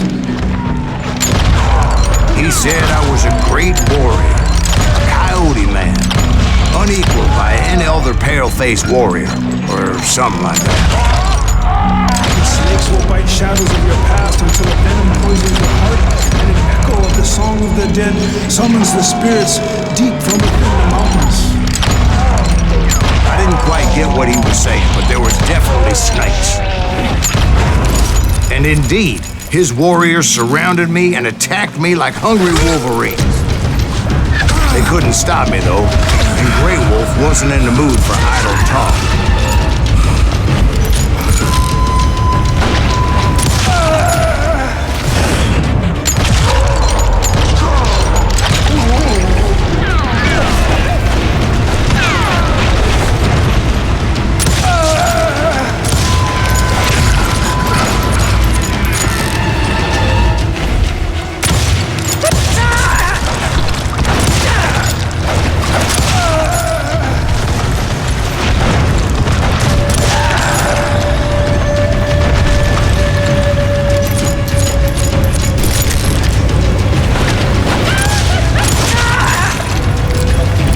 I swear I couldn't see any way out of this trap. But suddenly, one just appeared. Kind of like a miracle.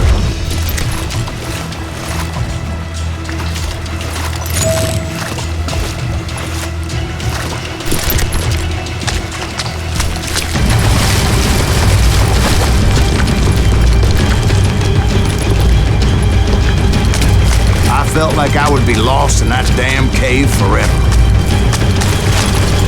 Finally, I found myself back outside, perched on the edge of a precipice, overlooking a thundering whitewater river.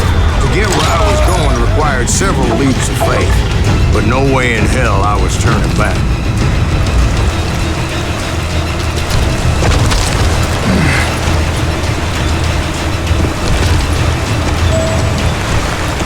I chased after him, determined to make him explain the meaning of all that mumbo-jumbo. Mumbo-jumbo is right. Are you making this all up as you go? A few details may be fuzzy, brother, but I am relating exactly what happened to me. There were dozens of Apache warriors aiming at me from on high. Dozens? Well, maybe not dozens, but there was a lot of them. At least 3 or 4. Well, more than that, little lady.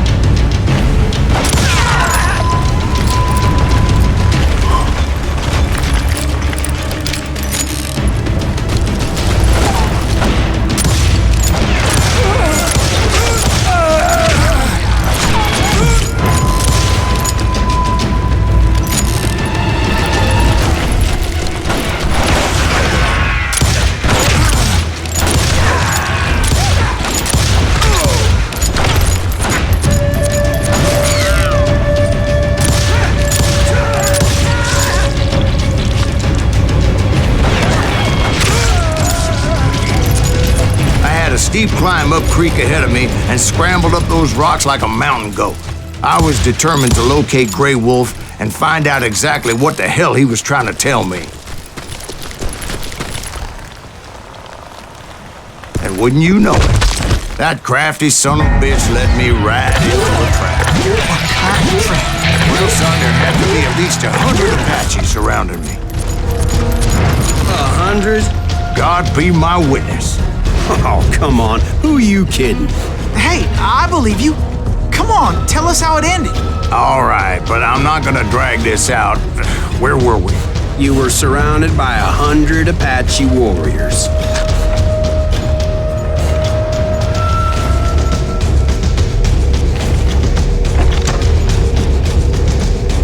I didn't take the time to count them exactly, but there were a lot of them.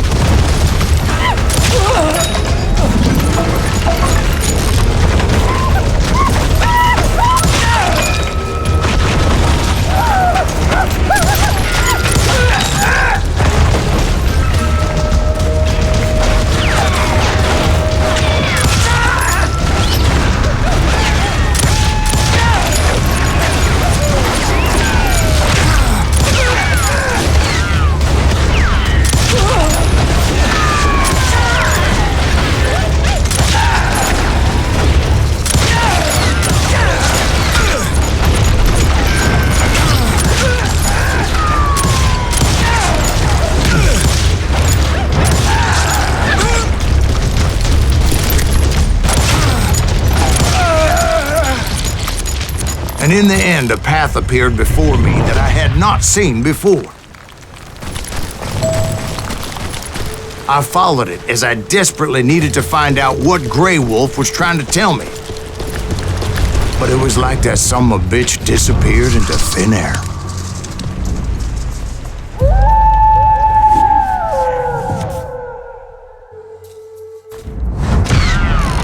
Never did find him. And never did collect my goddamn bounty.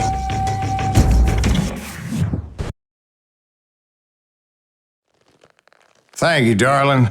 It's interesting how the truth can sometimes seem might malleable, depending upon your point of view. Like how those dime novels make you out to be something you're not? Jack, don't be starting trouble. No, he's right. They do tend to exaggerate. Did they exaggerate your part in taking down the Daltons? Well, I was there in the flesh, boy, so I saw what happened firsthand.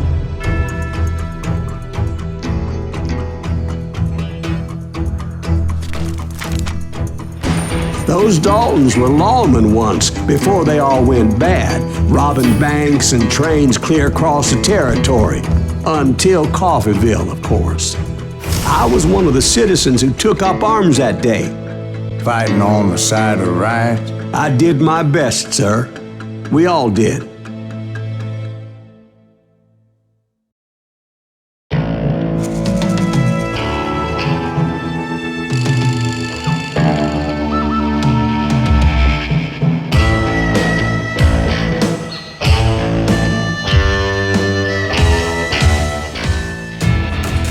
It was early morning.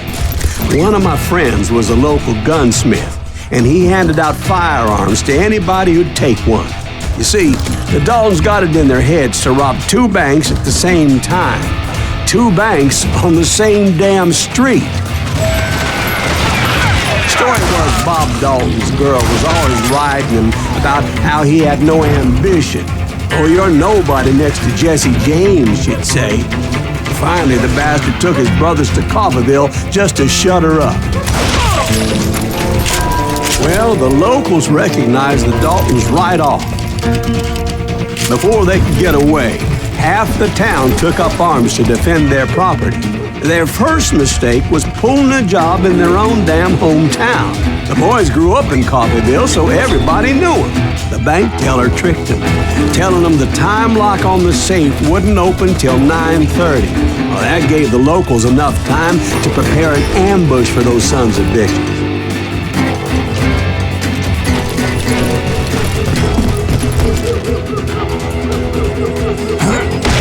He got us a hero. Put some holes in him. Now you're...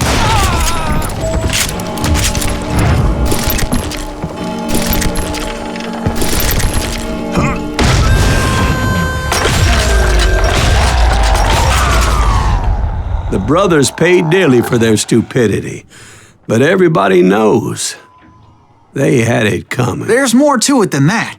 I read all about that day, so I know for a fact that it went down very differently. First of all, it was high noon. A posse of U.S. deputy marshals were on the rooftop across the street.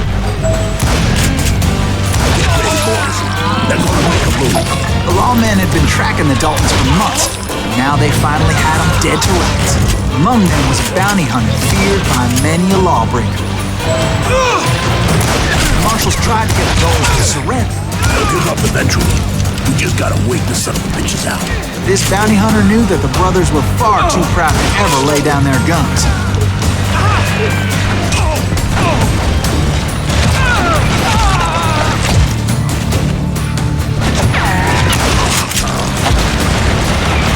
He went in there alone to confront those criminals. One of the marshals shouted, "Where are you going? Are you crazy?" Hey, where do you think you're going, dumbass? That rifle's mine. But he paid him no mind. He saw a way to get around to the back of the bank. Then he figured out how to hit the Daltons from a direction they weren't expecting.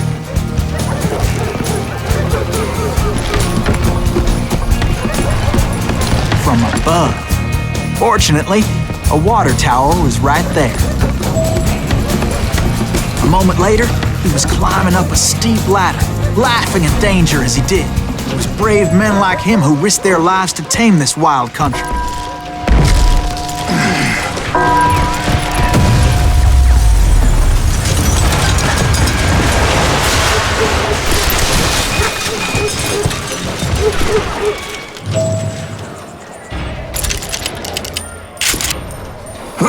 We've got company.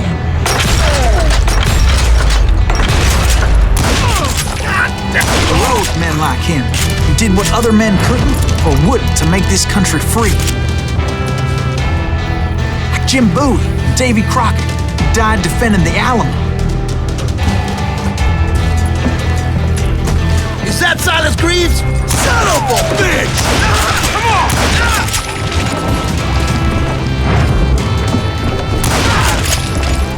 You can't hide from me!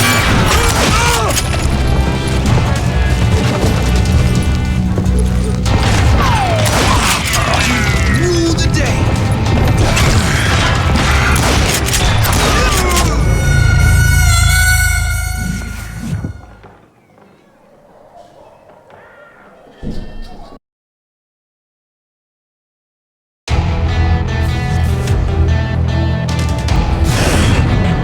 Over there!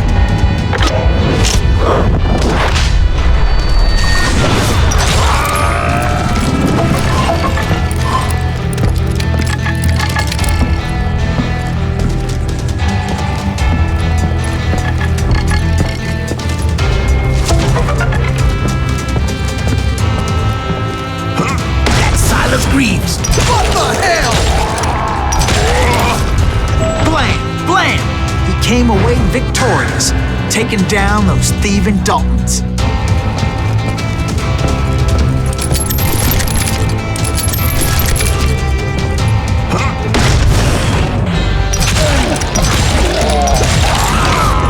His name is Silas Greaves, and when the dust finally settled, he was the last man standing. Sorry, kid, but that just wasn't the way it happened.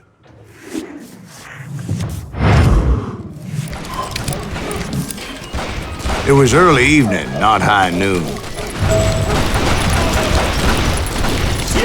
Daltons blew up a safe, and were all set to hightail it out of there.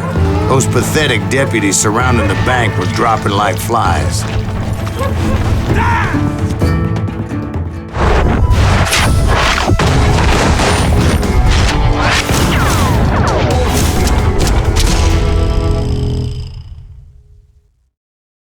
I'd been tracking those jokers for months, waiting for them to do something reckless. In for the kill! Finally, they did. Those stupid bastards decided to rob 2 banks at the same time in the same town where everybody knew them, but they still had friends in Coffeyville.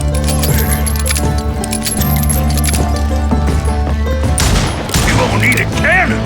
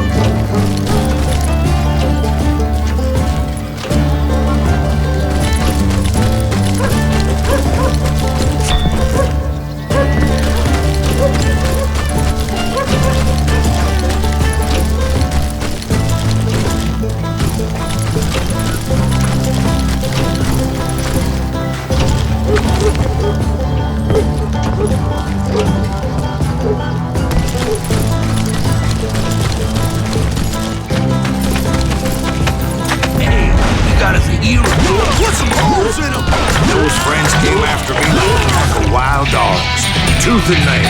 They were coming at me from all directions. I caught sight of the Daltons running with the money and didn't want to lose them. Problem was, they knew the town better than I did. And to top it off, I found myself in the middle of another shootout entirely. Did the Daltons hole up in somebody's house? No, it was the Smiths, I believe. They were cousins of the Daltons. And they were shooting at the Browns, who were shooting at the Daltons. Which wasn't any surprise, because those two families have been feuding forever. And since the Joneses are related to the Browns, they shot at the Smiths, pissing off the Heimhoffers, whose daughter recently married a Smith. Well, bullets were flying every which way as all the old feuds in Kansas caught fire all at once. There was a hell of a lot of pissed off people in Coffeyville that day. But that's just the way life is sometimes. Shit happens.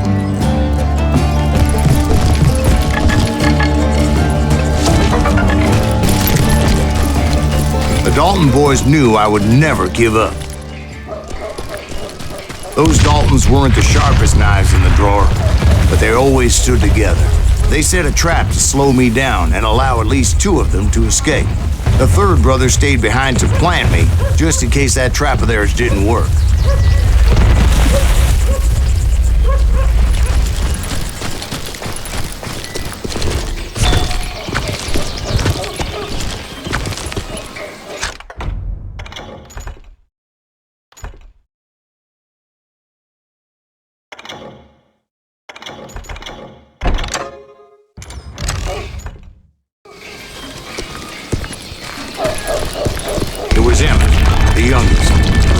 Decided to stand his ground and face me down.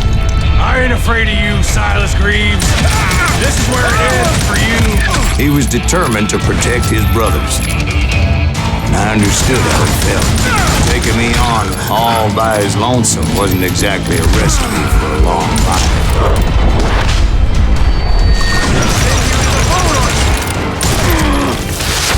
Coward and a cheater.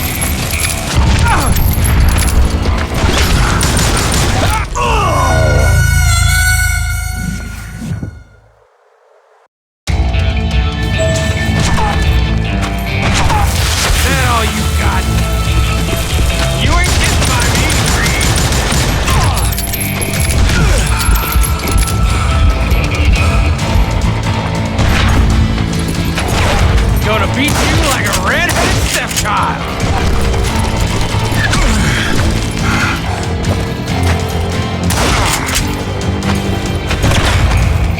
You are dead, law dog!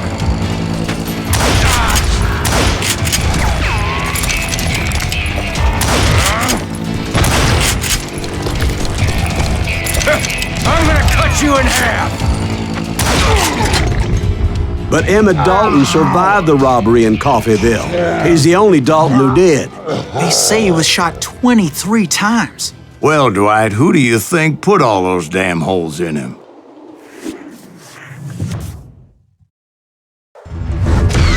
But I have to admit, that boy had grit.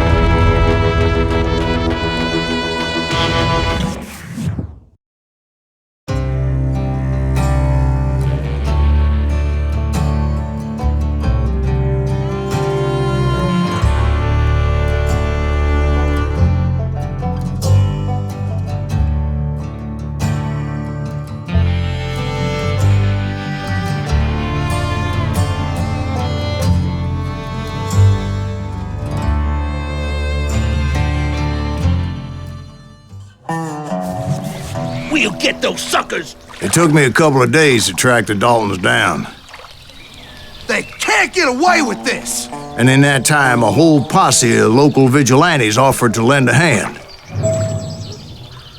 We'll track them to the ends of the earth. They seemed as determined as me to find those outlaws. But as we headed into those swamps, it was like I had my own private army. There was no way those boys were getting away this time. It was early fall, right? Beautiful time of year. At least you had the weather on your side. Not by my recollection. It was damp and foggy as hell. It was tough to stay on a true course, so we kept an eye out for landmarks.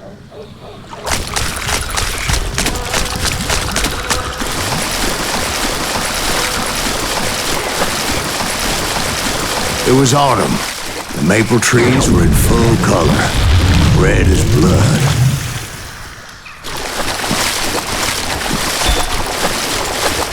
The rains that year were torrential, so the whole area was flooded. The vigilantes had spread out wide, and pretty soon I couldn't see anybody.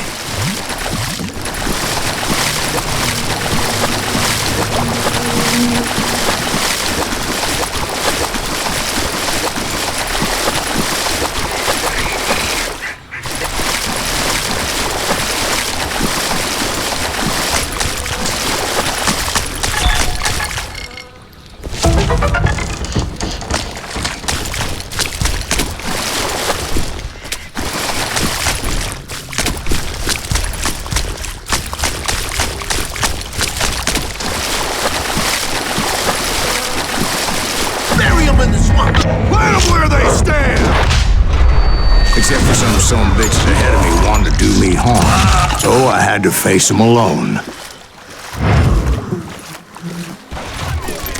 I wondered why my compatriots didn't come running when they heard the shots.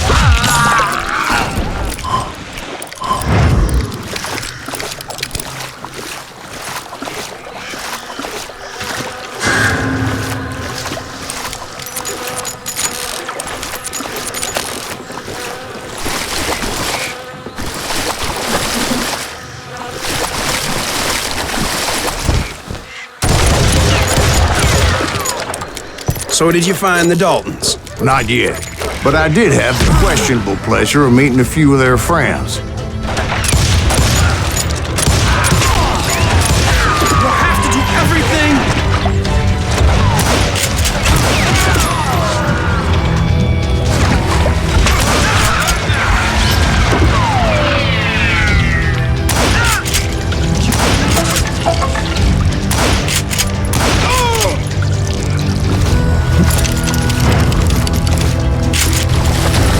The boys had established quite a reputation by that time, so they attracted all manner of riffraff to their cause. Kill that cocksucker!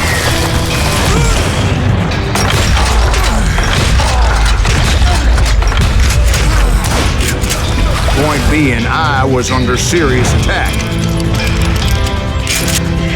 You're gonna have to do better than that. Oh, yeah.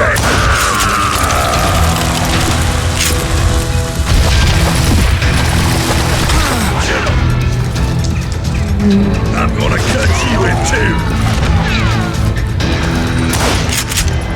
I'm going out. My reinforcements was nowhere to be seen.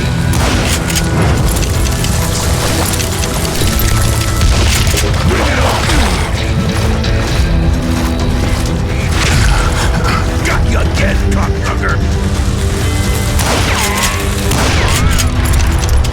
I'm gonna run out of here.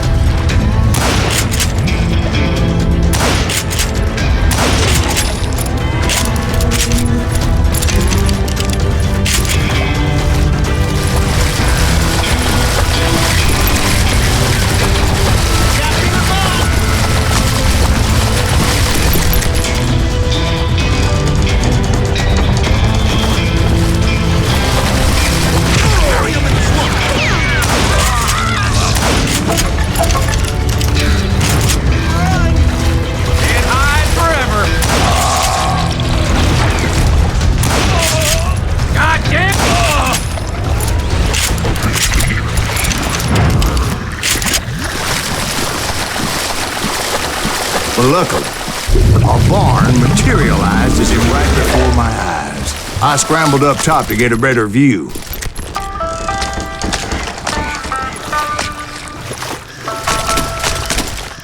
But just ended up falling inside. So, how did you get out? The barn doors was open.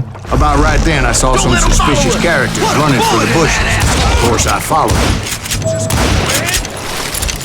But that goddamn swamp was like a goddamn maze, and pretty soon I had no goddamn idea where I was. See?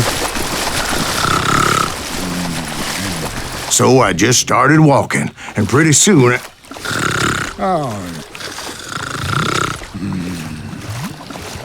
Steve? Steve! Huh? Oh, no, I'm listening. Indians surrounded me from all sides.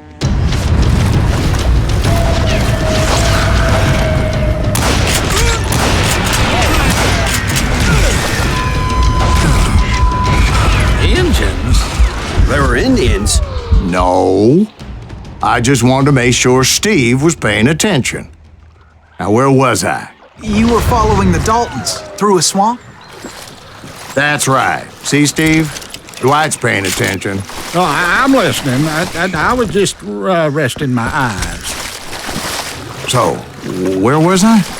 The Daltons. Right. See, there's a reason so many outlaw gangs are made up of brothers. Being a brother is a very sacred thing. It's a bond like no other.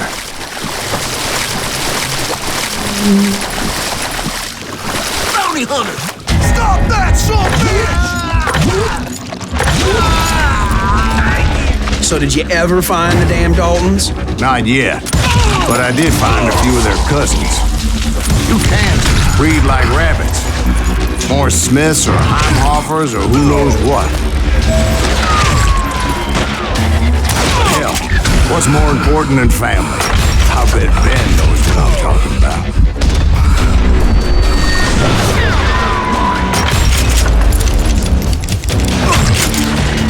Kill Greaves! Had enough? Put that mad dog down!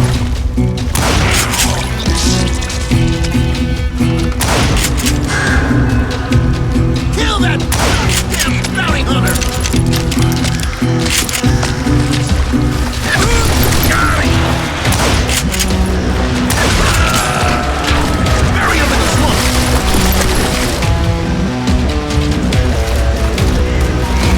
Think I winged him!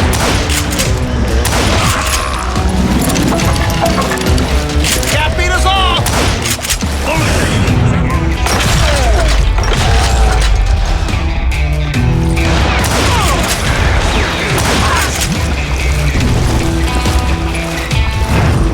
You shoot around corners.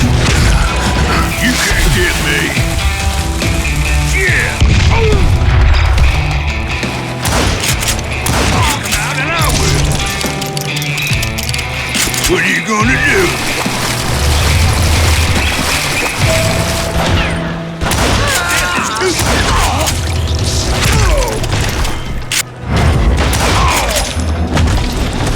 That's it for you!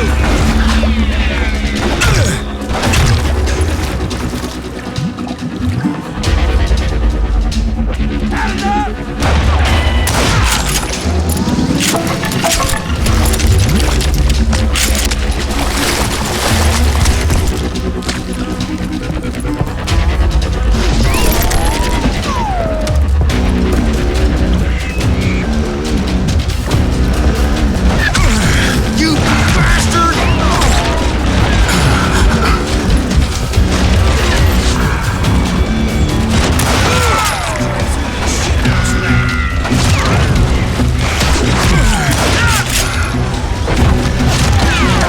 He's wounded!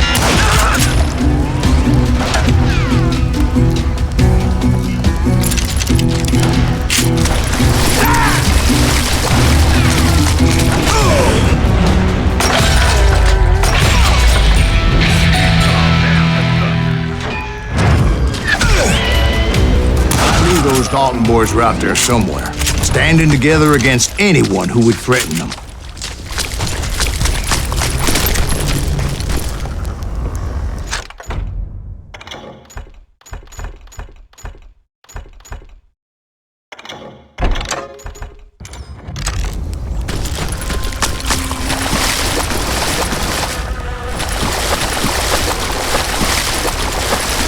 And that's when I saw it. A goddamn steamboat.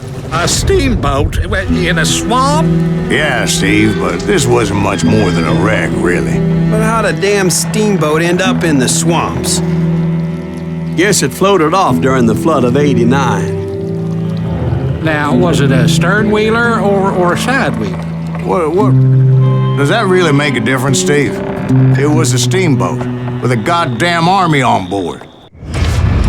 It was then that a fusillade of bullets come raining down from on high, and those vigilantes who accompanied me weren't anywhere to be found. But among those men who were shooting at me, I thought I saw some familiar faces. Put him down!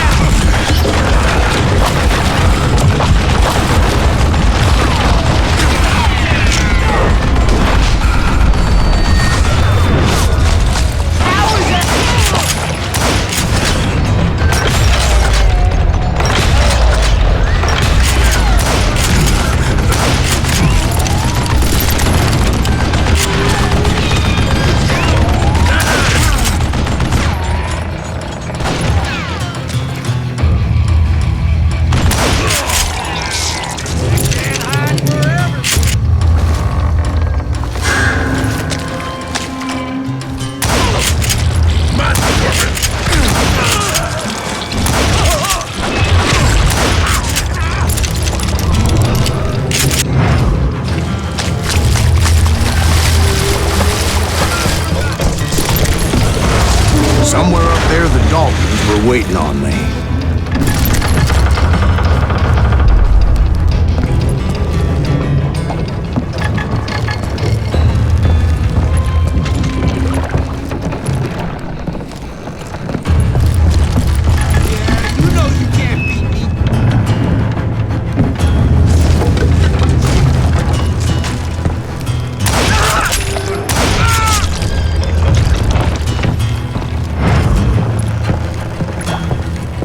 Sounds like you don't give up too easy.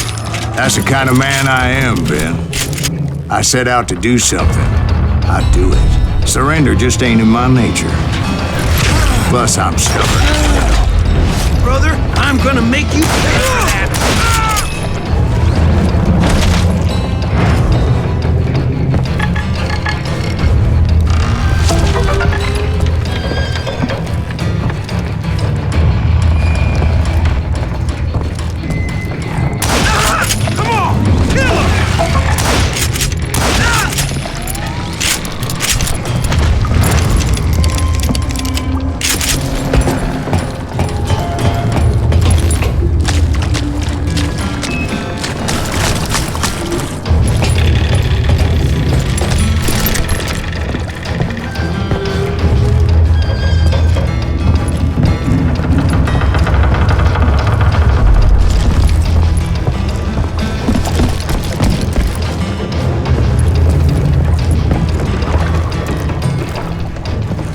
Right about then, much to my relief, the vigilantes finally arrived.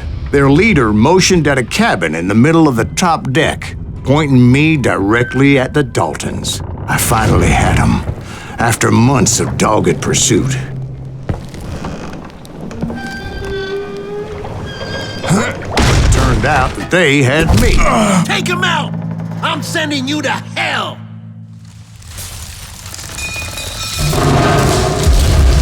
The Daltons had played me like a fiddle. Apparently, the vigilantes were on their damn payroll. They didn't just want to shoot me. They wanted to burn me alive. But finding my way out of a burning labyrinth proved to be quite a challenge. It was a riverboat, right? I mean, it's not like it was a goddamn ocean liner. Well, yeah, but I was in a fight. About that ship that's gonna launch next year? Launches You're talking about the Titanic. If you ask me, it's too blessed big. I don't think it'll even float. So anyway... Don't be stupid, Steve. They know what they're doing. They say that the Titanic is unsinkable. Oh, God. But getting back to that steamboat, how'd you get off it, Mr. Greaves? I took in a lot of smoke that day, so I admit my recollection might be a bit hazy. But somehow I managed to finally disembark. I was coughing up smoke and pretty damn pissed. I was done playing games with those boys. It was time to settle this once and for all.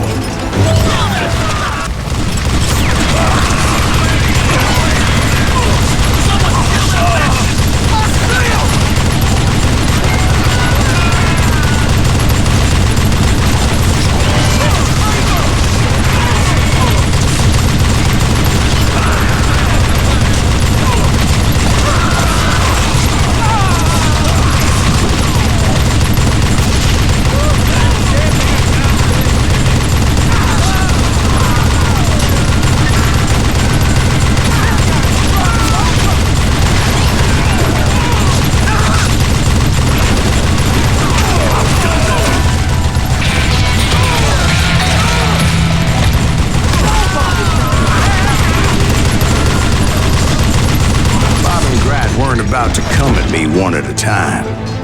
They were in this together. Two brothers side by side, determined to take me down. Confident that this time the odds were on their side.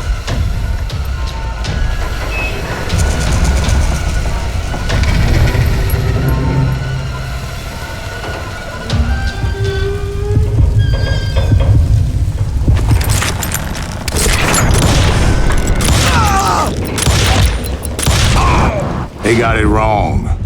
A sad end for those two. If they'd only known that Emmett was still alive despite his wounds. Paroled 14 years later, he moved to California and sold real estate and lived off the legend of that fateful day. And the tragic death of his two brothers.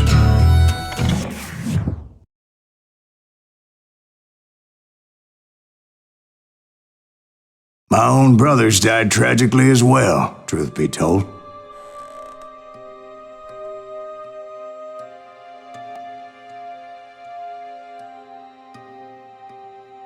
It was 1868, and me and my older brothers were pulling a tidy profit running cattle into Juarez, Mexico. One night after my brothers retired for the evening, I found a little poker game in a cantina with a couple of cowboys. And I just couldn't lose. I even won an old Spanish coin that had to be 100 years old.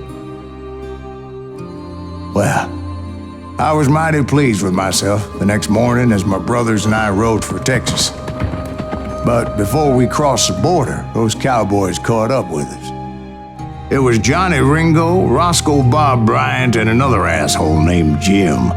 They wanted their money back and everything else we had, including our lives, as those boys didn't want us coming for them later. Bob put that old Spanish coin in my mouth and said, "I won't have it said that I left you with nothing, boy." Well, those horses bolted, and there we hung as those bastards rode away.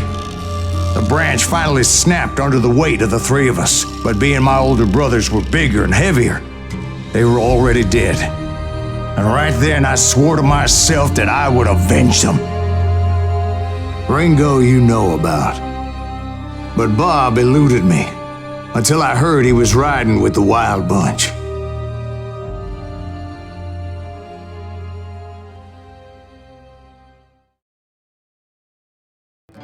I'd been on their trail for months, ever since they left their hideout in the Bighorn Mountains.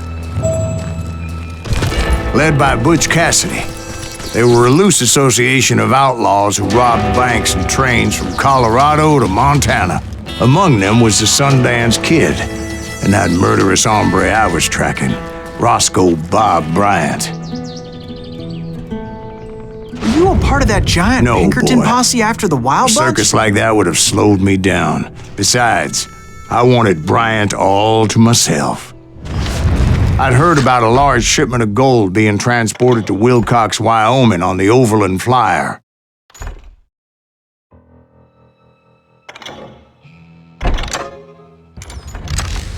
I figured the Wild Bunch would likely hit such a treasure, and by God, I figured right.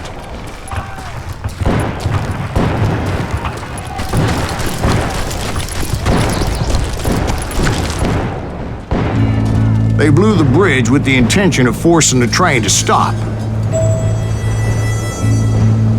Well, I assumed the Wild Bunch was likely in the still intact part of the train high above, so I had no choice but to make my way up through the passenger cars dangling down. I was determined to make that sumbitch Bob pay for what he did to my brothers.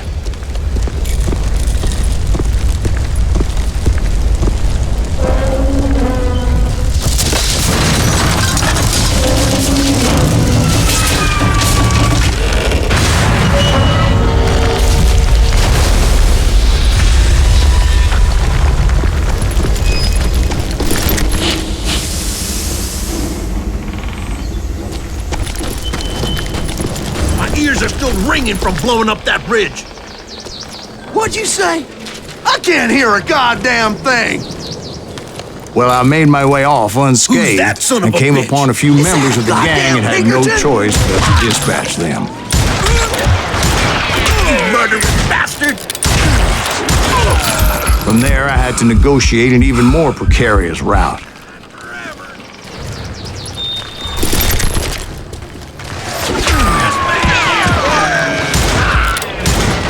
First, I would need to get my ass out of there.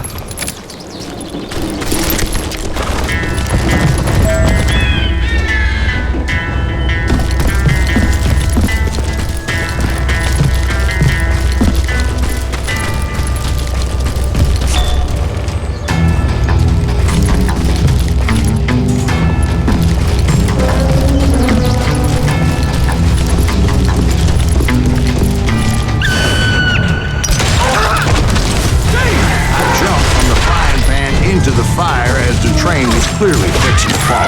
I had found the gang, but in order to find old Bob, I needed to fight my way forward past a whole passel of desperados.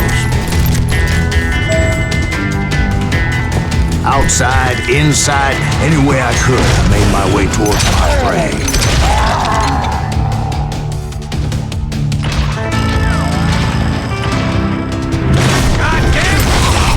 Well, what about the passengers? It was mostly a freight train, as I recall. There were no passengers aboard that day.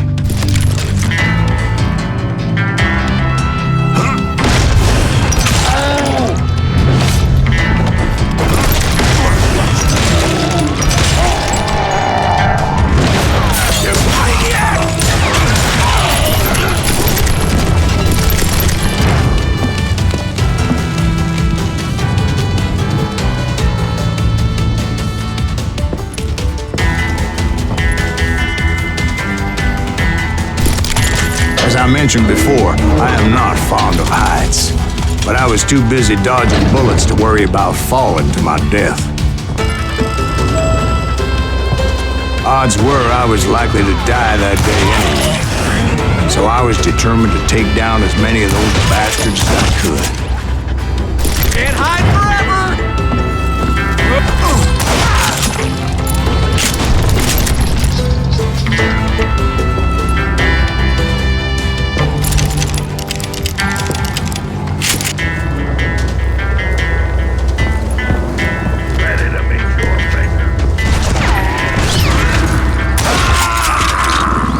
Times it was like shooting ducks in a shooting gallery.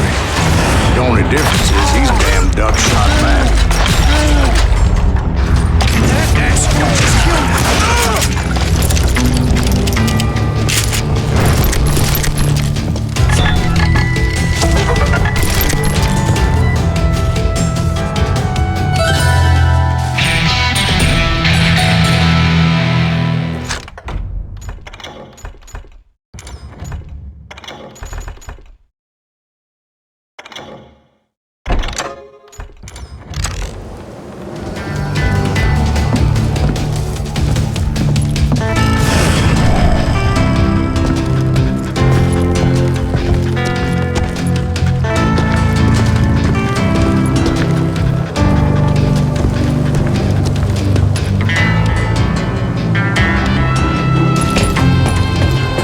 I kept hoping the law would show up and give me a hand. You mean like that giant Pinkerton posse that I read about? Did they come riding in, guns a-blazing to help?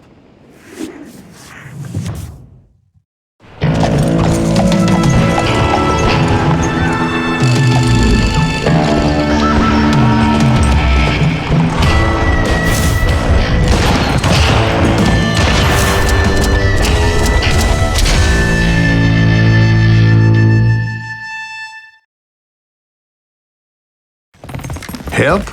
From the Pinkertons? No, son. I had to fight the wild bunch all by my lonesome, as usual. Who the hell is that? Okay, now really Take cover! Retreat! Retreat!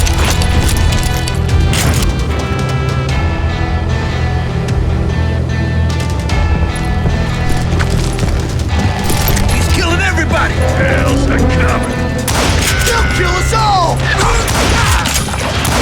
Run! You ready?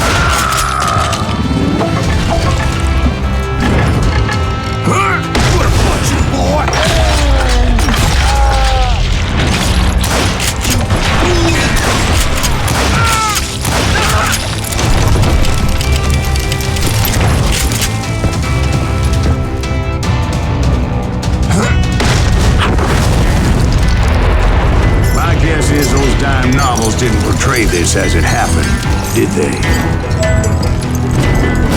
Only a few stragglers were left. I had to cut them down pronto if I was going to stay on old Bob's trail.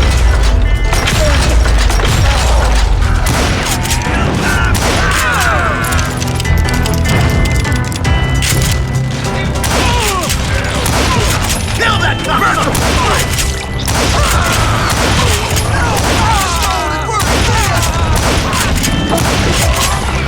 If you want to live, that enemy's your name.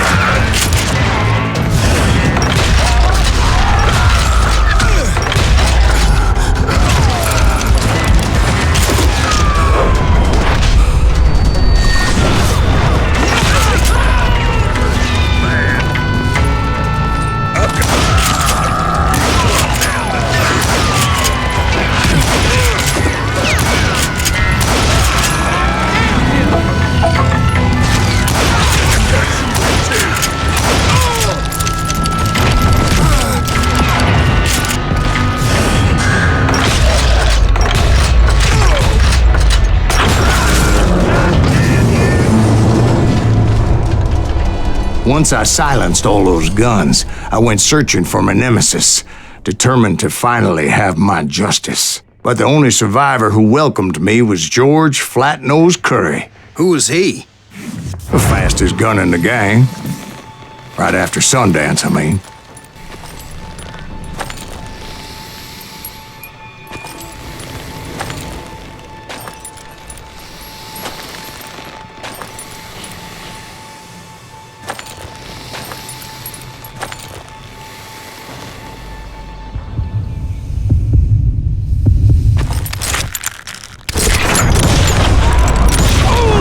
On that very same day, Butch Cassidy and the Sundance Kid decided to leave the Wild Bunch behind and decamped for South America.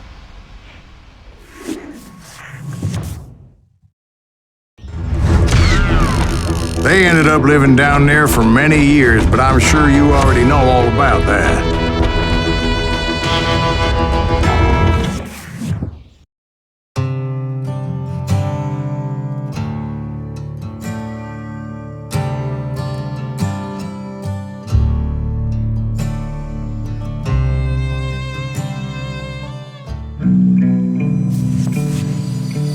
I tried to find Bob Bryant, but it was as if he'd disappeared. Sometime later, I heard the Wild Bunch was back together. Kid Curry escaped from jail, and now he was running the whole shebang. So I took to their trail, as I was still in pursuit of my brother's killer and hoped that he was back with him.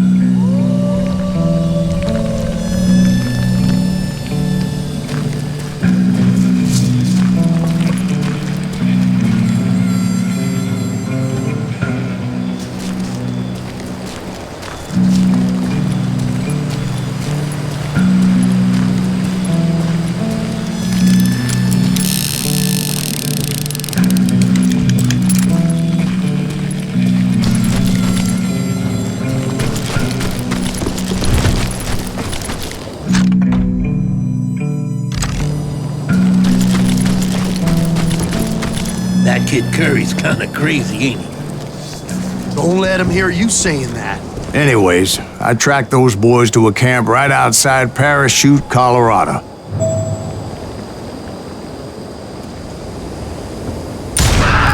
Who's shooting at us? We're under fire! You can't hide forever.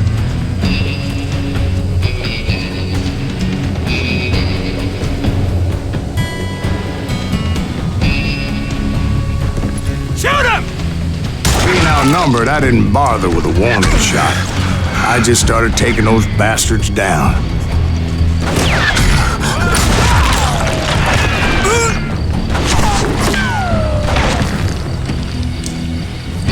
Red out!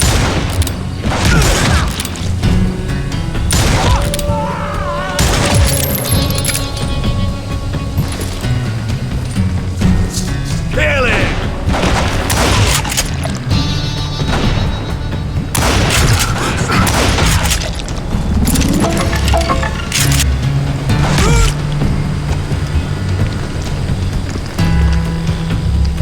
That's it for you. Old Bob wasn't among them, and neither was Kid Curry. I could sense him close by, however, plotting something nasty. I just needed a clue as to their whereabouts.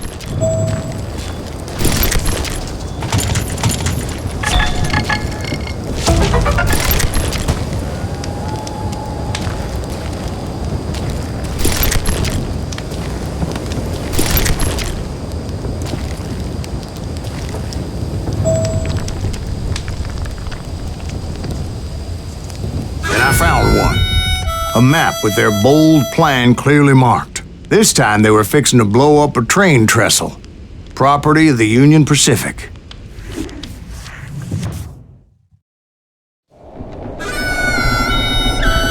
The plan clearly indicated how they were fixing to undermine several of the weakest wooden supports.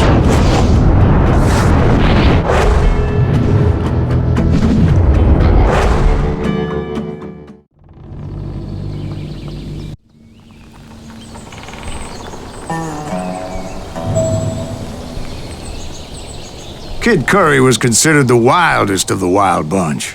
It was said that he fathered 85 bastard children, though some say it was only 5.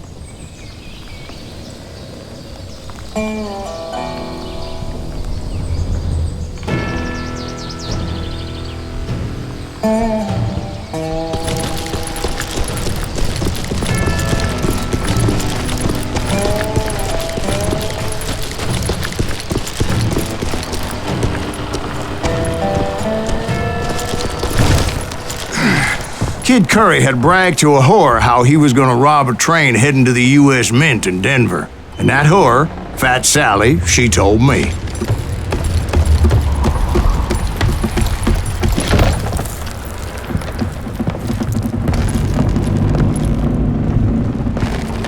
The bridge was rigged with dynamite, so I decided I'd best be careful confronting those bastards. A moment later, I saw a ladder that somehow had escaped my attention. Don't you blow us up now. Don't worry, I know what I'm doing.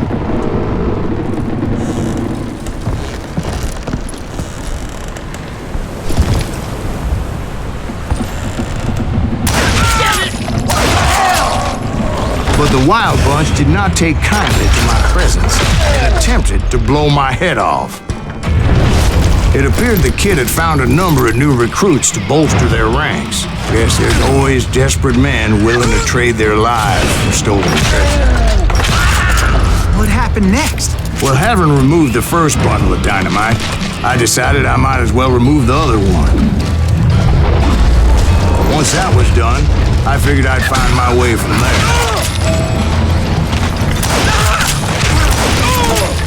Now you're really pissing me off!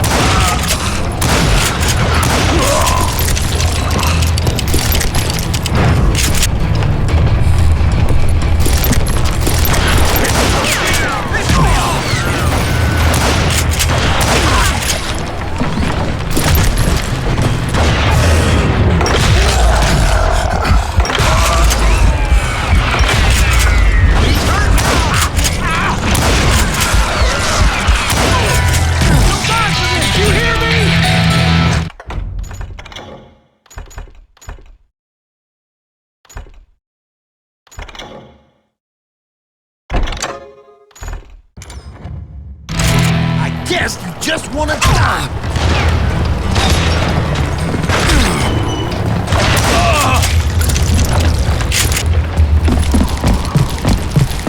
You calm down the thunder. So, what happened then? Had to remove more of that damn dynamite.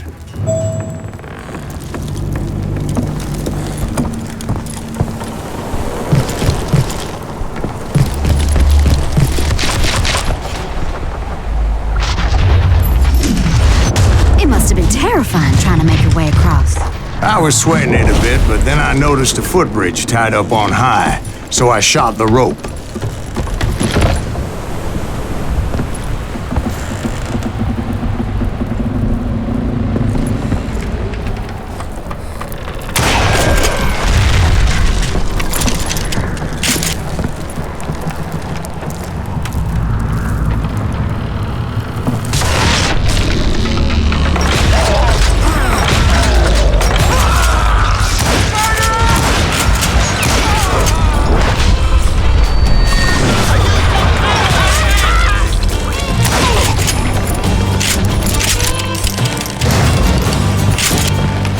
So that was all the dynamite? Funny you should mention that, darling. As actually there was a fourth charge impeding my progress. Once I removed it, my path was pretty clear.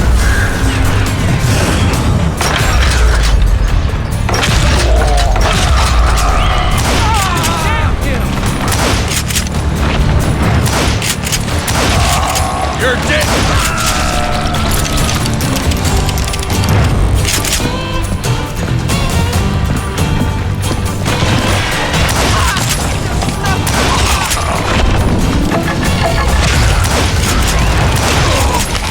So I proceeded onward. I realized that that way just wasn't gonna work. I needed an alternate path forward.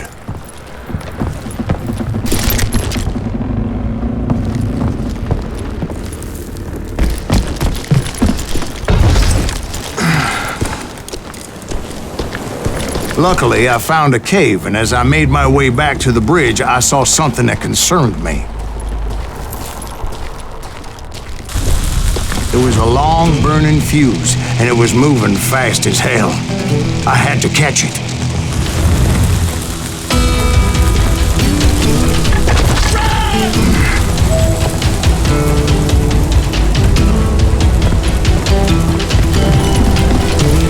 The burning fuse was so damn quick, I had to run like the wind. I almost had it, but no. Thought I was gonna have a coronary when I lost sight of those sparks. My heart was pounding like a sledgehammer. I knew that failure meant boom. Then, finally, at the last moment.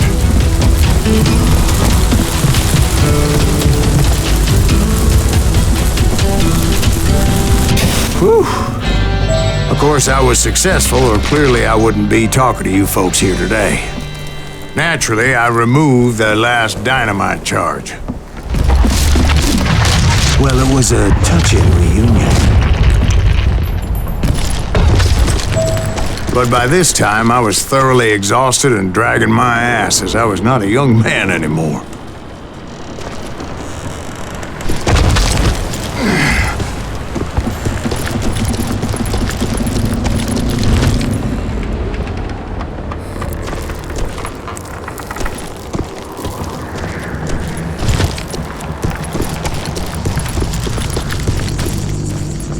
That is make him bleed! Send him to perdition!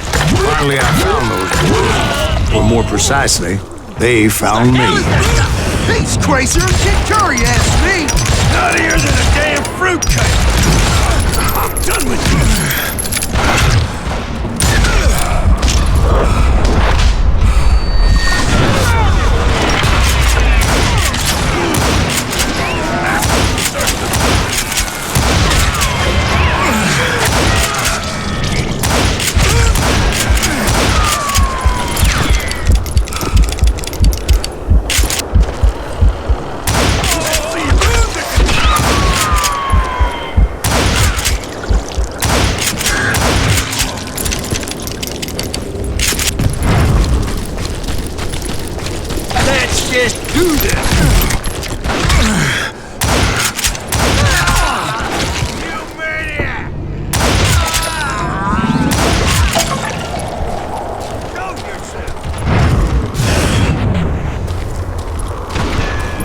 Just when I thought things couldn't get worse, Kid Curry opened up on me with a goddamn Gatling gun.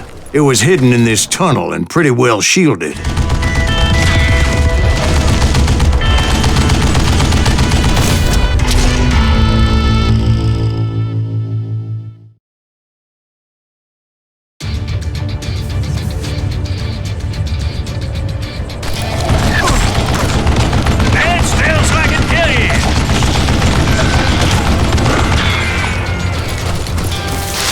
Are you kidding me?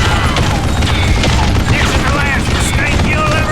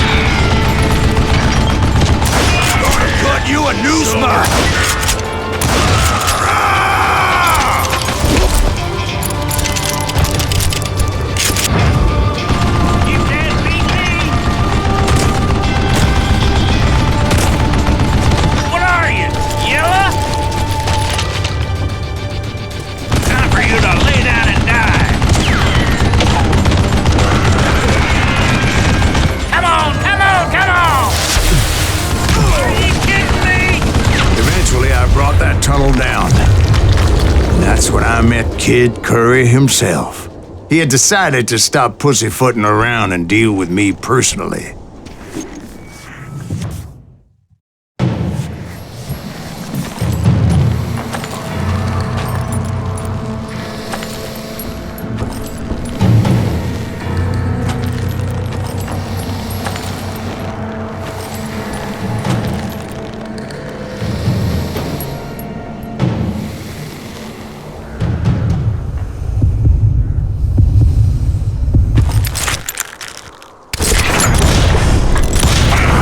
As he was, I was just a bit faster. And as he lay wounded, I demanded to know the whereabouts of Roscoe Bob Bryant. He shouted at me, "Is that what this is about? Bob went with Butch and Sundance to South America. You ain't never finding him."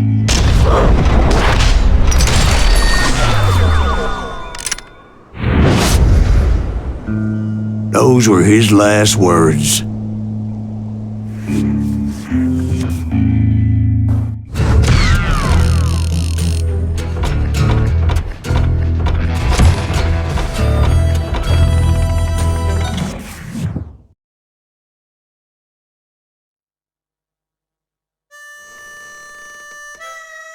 So, Bob Bryant got away? I knew I'd never find him in South America. What about the other killer? Yeah, you kinda glossed over that one. Well, I found Jim not long after my showdown with Ringo. At the time, he was riding with the James Younger gang. Did I neglect to mention that?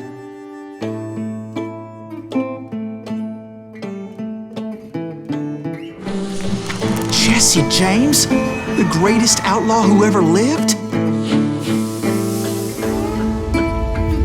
Jesse and his kin rode with Quantrill when he raided Lawrence, Kansas, and killed near 200 people, boy. Nothing great about that. And from there, him and his brother went on to rob banks and trains from Kansas to Missouri. Which is why there was such a rich bounty on their heads. 40 grand for both of them, dead or alive. That's one hell of a payday.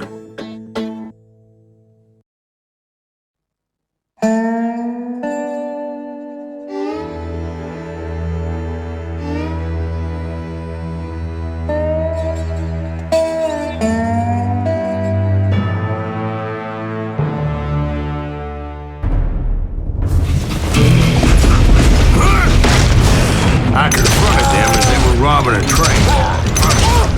Bullets were flying at me from every which way. But I knew I'd have to fight my way forward if I was gonna find this Jim.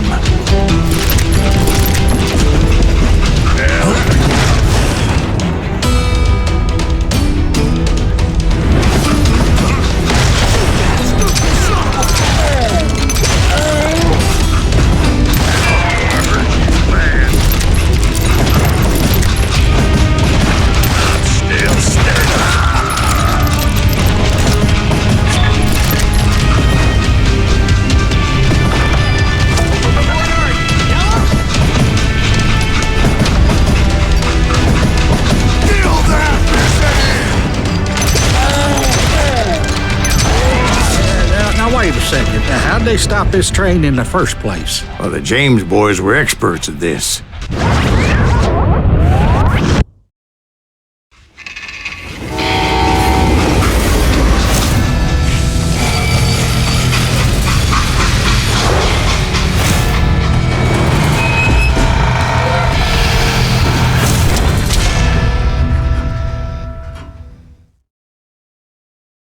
They hopped a freight train having heard there was a big payroll in the express safe. So, I hopped the same train.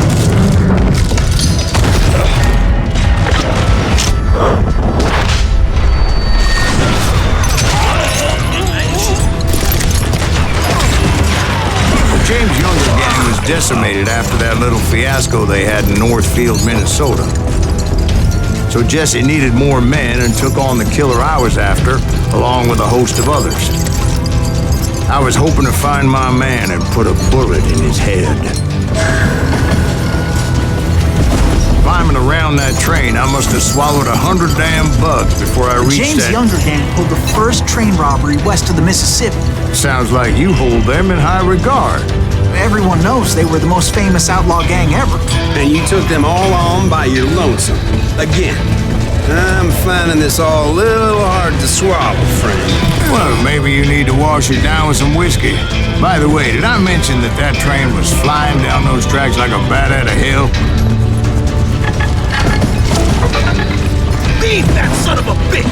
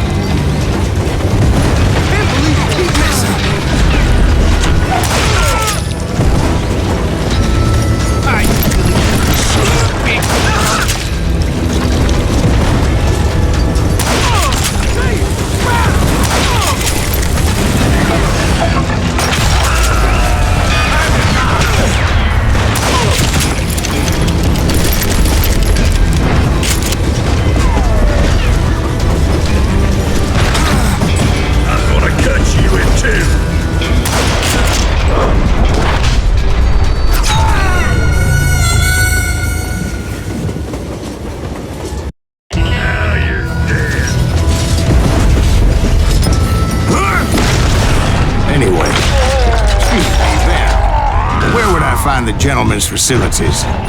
Suddenly I have an urgent need to drain my one-eyed snake.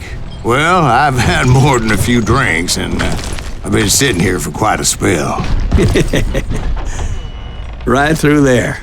Let me show you. I never heard so much malarkey in my life. You think he's bullshitting us? You don't think he's Silas Greaves? I think he's just some old drunk looking for some free liquor.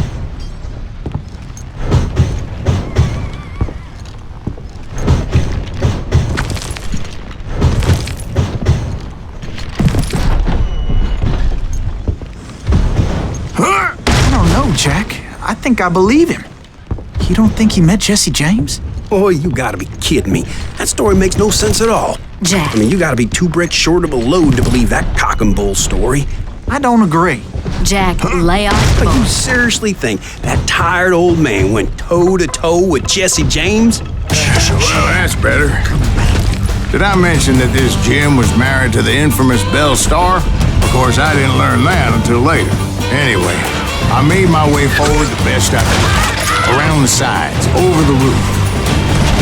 At some point, some sumbitch saw me and shouted out, "It's the damn Pinkertons!" It's a damn Pinkerton! I never worked for that limey cocksucker, but I guess they assumed I was one of his assassins. Those evil bastards firebombed Jesse's mother's house and killed his stepbrother. It was no wonder each and every asshole on that train wanted me dead.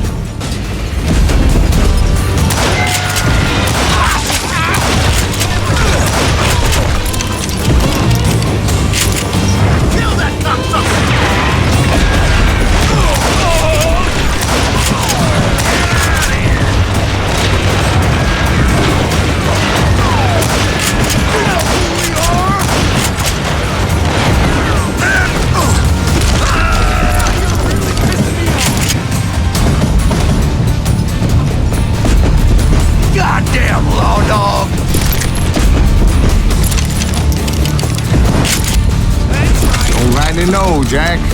I'm just telling you how I remember it. I bet you are.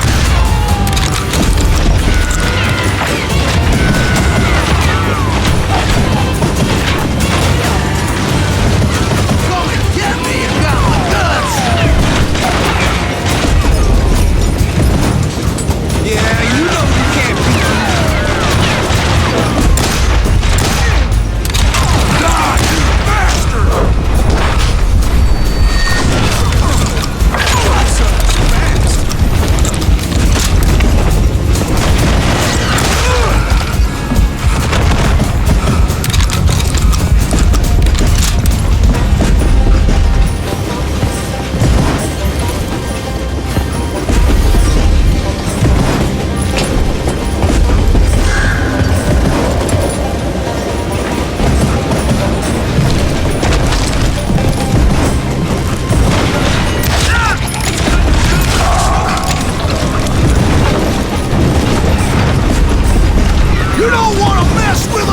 came across a flat car piled high with logs and had to come up with a creative way to make my way forward.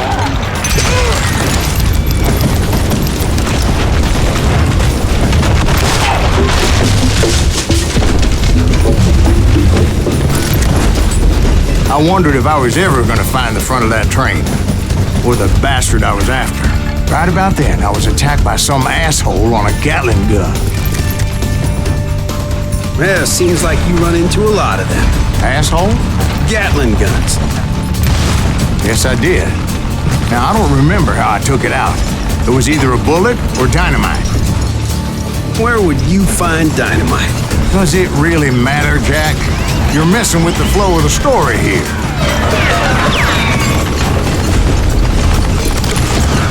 Damn, this takes a while. You're dead.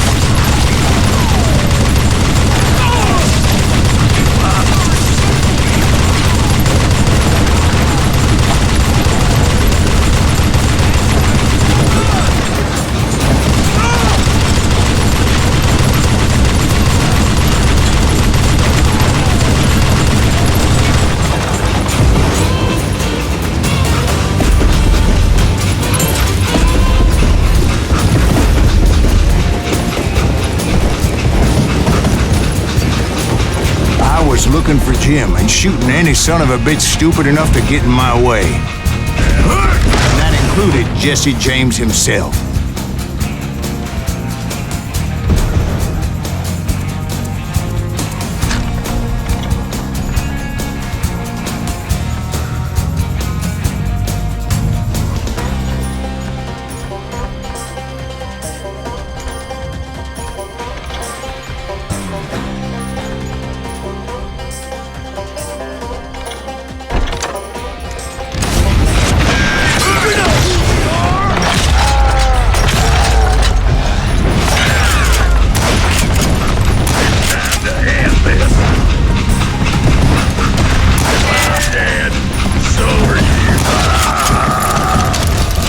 Sure were a lot of men determined to die that day.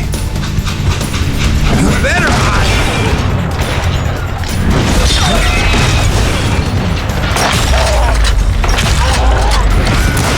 You'll die for this, you hear me?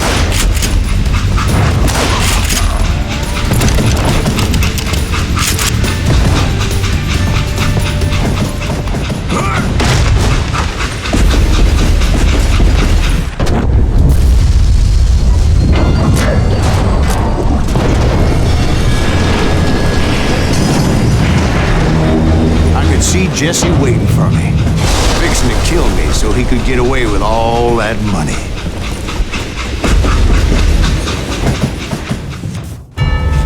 You had a showdown with Jesse James?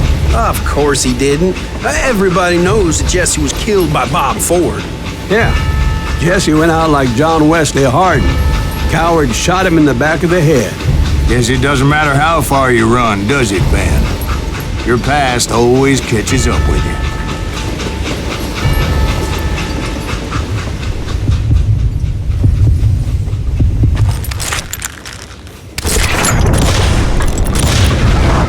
Yeah, I didn't kill Jesse James. Just wounded him bad enough to convince him to hang up his guns. What about that Jim fella? What happened to him? I figure he was up front with a gun to the engineer's head. That bastard slipped away again. I'll tell you how I got him. But first I need to wet my whistle.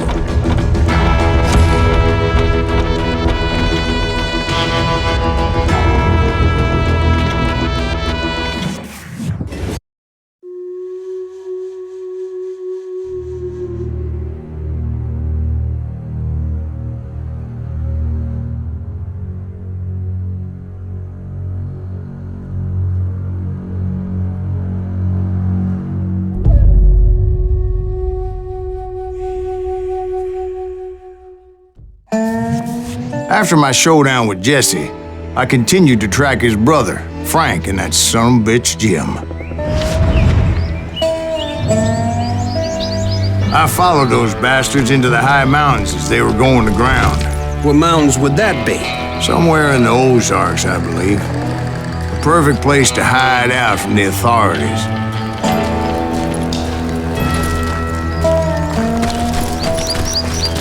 In fact, before I could find them, some Indians who fled the res and were hiding out from the military found me first. They probably thought I was a cavalry scout and didn't want me telling the military where they were. Indians? They could have been Cheyenne, but there was all sorts of renegades roaming the landscape back then.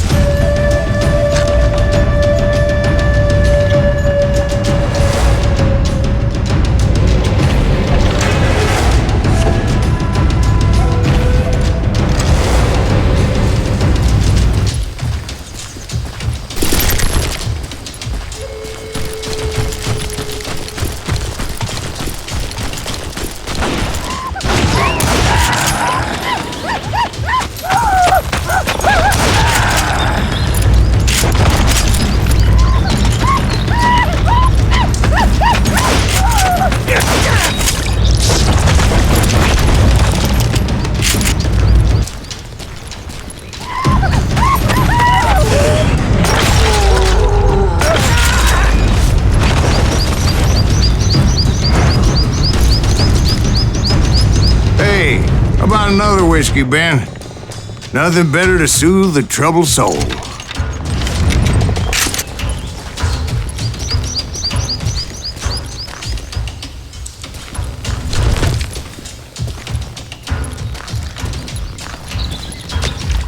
Now, where was I? Indians, right. I had more than my share of run-ins with the red man. Like that time, did I tell you about Grey Wolf? Yes, sir. You did. Ah, of course I did. In fact, I can still remember that old medicine man's words to me. Jesus Christ, we're back to that again. You carry great darkness in your heart. It will claim your soul. You will come to this place again and kill many more men.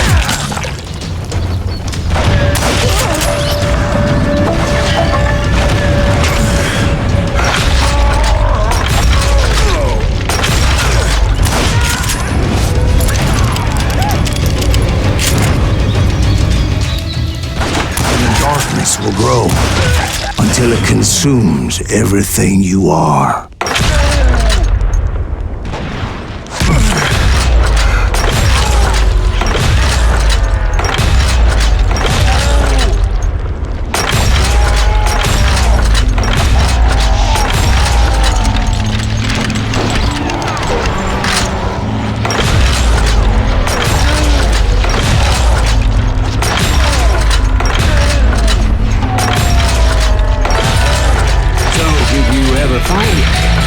The man you are after.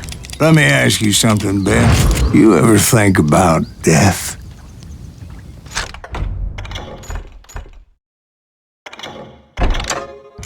Mr. Greaves, are you all right? Ooh, death. Oh, death.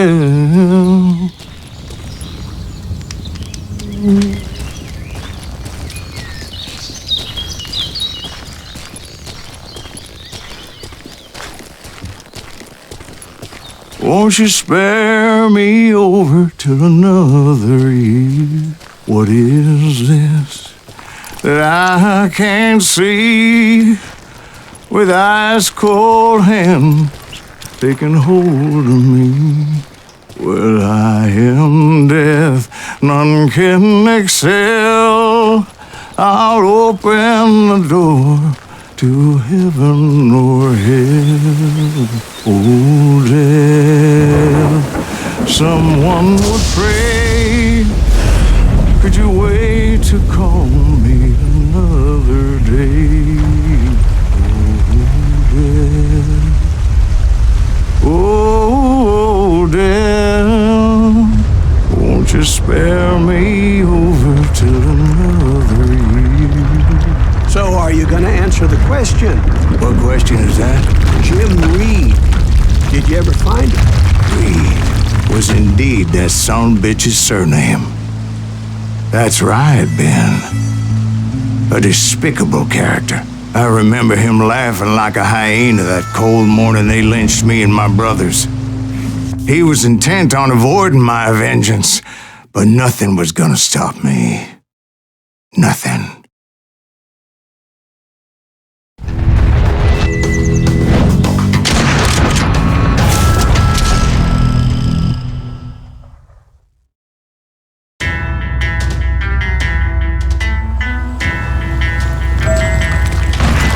I finally did track those outlaws down. They had long rifles with scopes and were well positioned to pick off any poor soul who came anywhere close.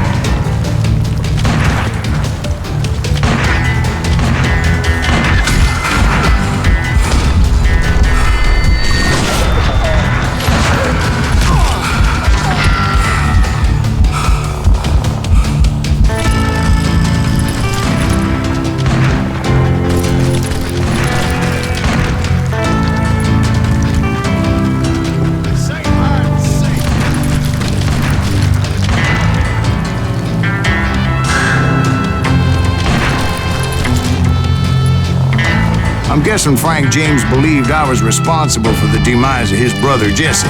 I couldn't really disagree with the man, as I thought Jesse was dead then as well.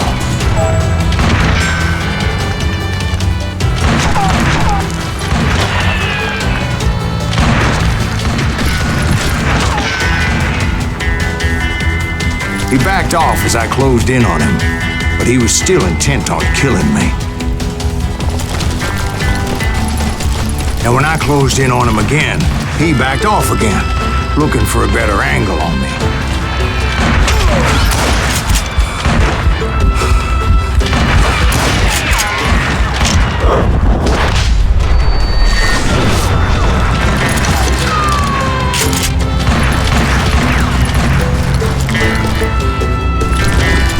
Hell, I can't fault Frank for wanting his revenge, as I was there for the same damn reason myself. At this point, I'm guessing you think Silas Greaves is a worse murderer than Jim Reed ever was.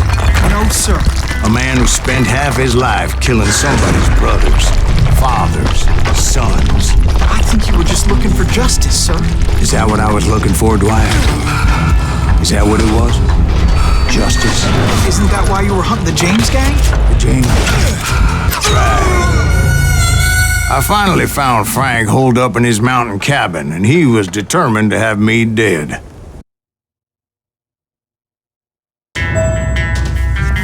It was a pitched battle that could have gone either way.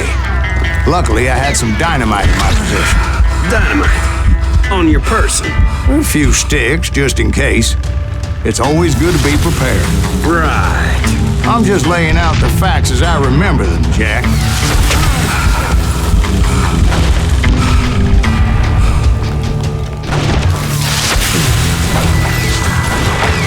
And that son of a bitch! Come here! Take him out! He's just over there! Never liked him anyway! Oh! I'm gonna trust you, boy! You're gonna blow!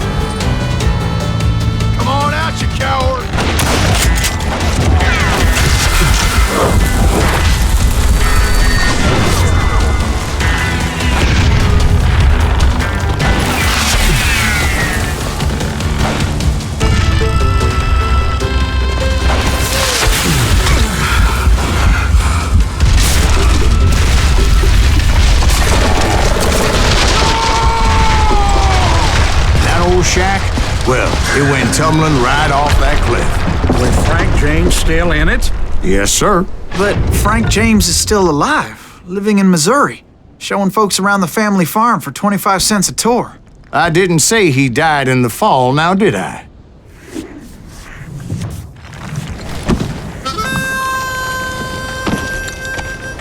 I'm done with this damnable outlaw life! Kill me, don't kill me, do what you will! At this point, I just don't give a shit. I explained to Frank that I had nothing against him personally and that I was looking for someone else. You want Reed? Have at him. I never did like that bastard. I am done here. We parted in peace as Frank pointed out the path to my prey before making his way back down the hill.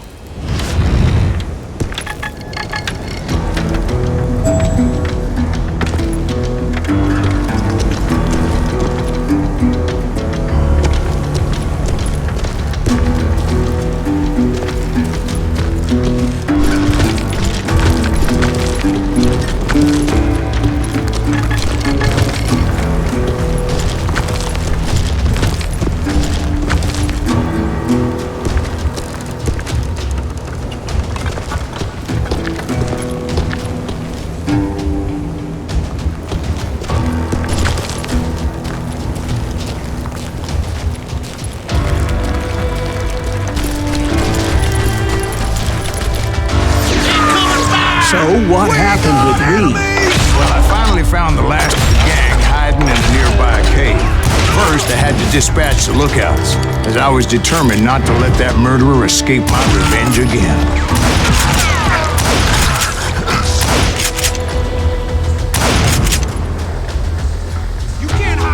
Rather than wander in willy-nilly, I decided it would be better to smoke that sumbitch out. "Hey, Reed!" I shouted. "No wonder you're so ornery. Can't be easy being married to Belle Starr. While you're off providing for the family, she's spreading her legs for every Tom, Dick, and Cole Younger. Not an attractive woman exactly, but very friendly. At least she was to me." Son of a bitch! It was then that the last bunch of bandits jumped out of hiding. Why won't this asshole give up? Would someone please kill him?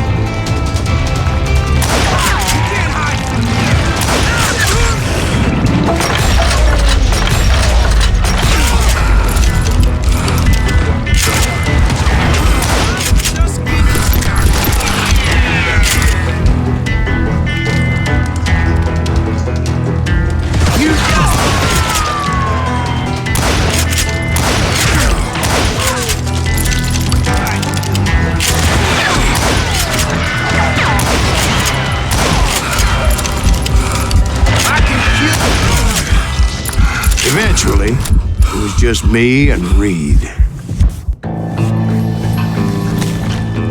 I had waited a long time to face him down, so I could repay him for what he did to my brothers.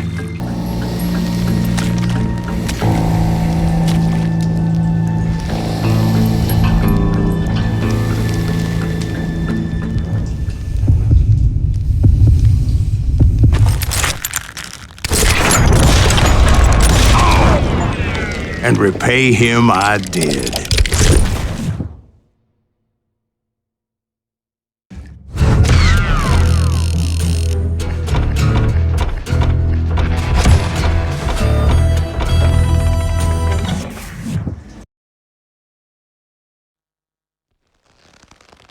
Well, I don't know about you boys, but I'm pretty beat. Well, It's too damn bad you never found that Bob character. Seems a shame he never had to pay. Well, funny thing about that, I did have one more chance at him.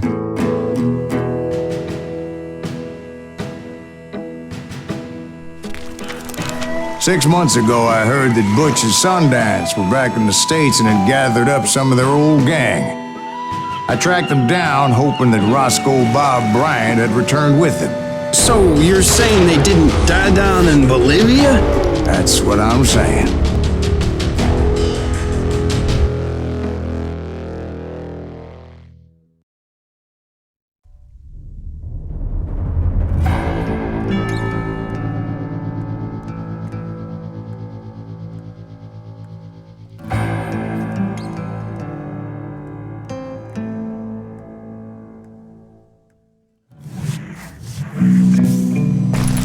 For 40 years I had waited to get my hands on the last of my brother's killers. Not even an army of demons could have stopped me now.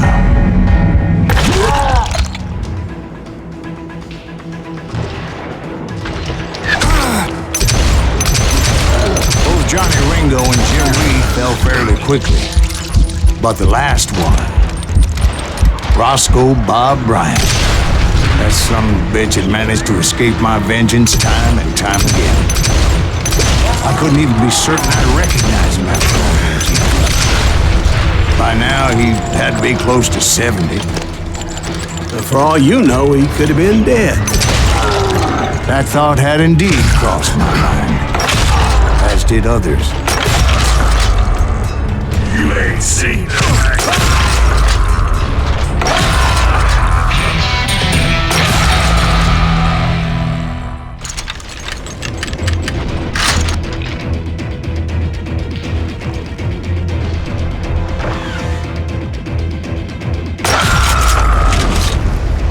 For instance, did my thirst for vengeance turn me into something worse than the man I was after? By this point in my storied career, I had killed more men than Bob Bryant ever had.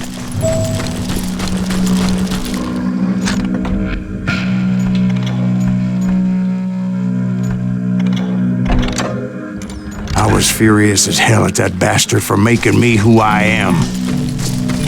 A man with no family, no friends, no purpose except shooting Bob Bryant dead.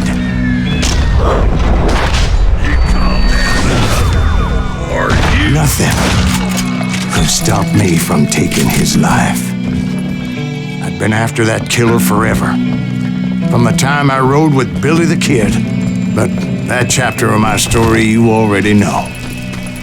Chapter of that fairy tale. 1910. There I was, an old man roaming a ghost town dead almost 2 decades. Town was falling apart, just like me. But I wasn't about to call it quits.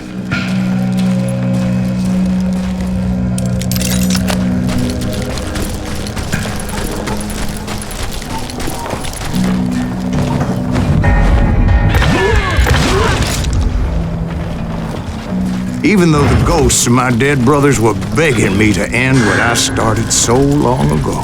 Mr. Greaves, are you all right? Would you like some water? The Wild Bunch knew I was there. They were after a treasure they had hidden before they fled, buried in the grave of a dead amigo. Some folks think the town is haunted, so they figured there wouldn't be many people poking around.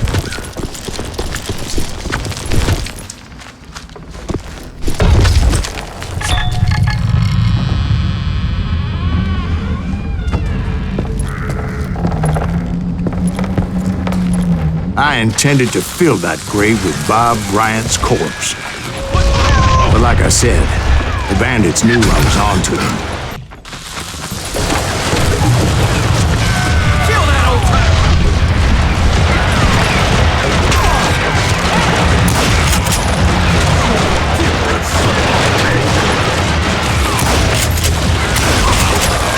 Bury that old asshole!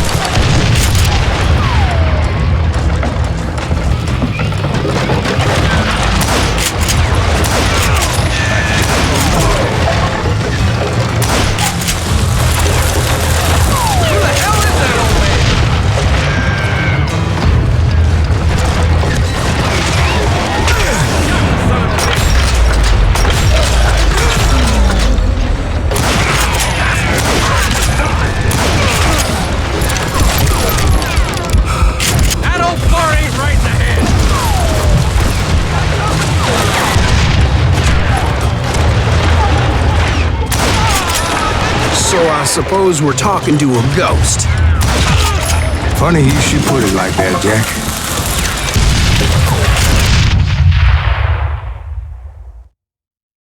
Because when I woke up... From the dead? There was silence all around me.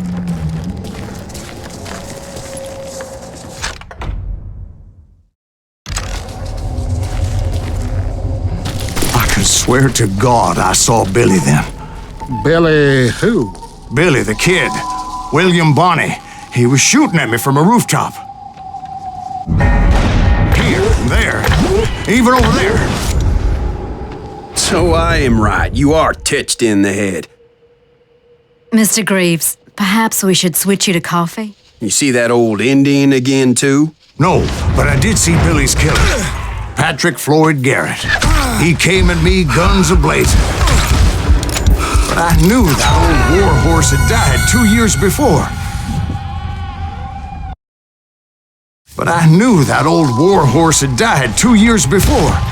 I wondered if maybe I was dead too and confronting the ghosts of my past.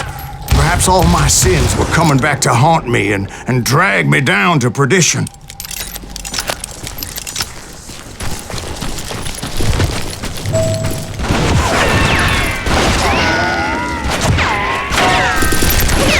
I saw Henry Plummer throw dynamite at me.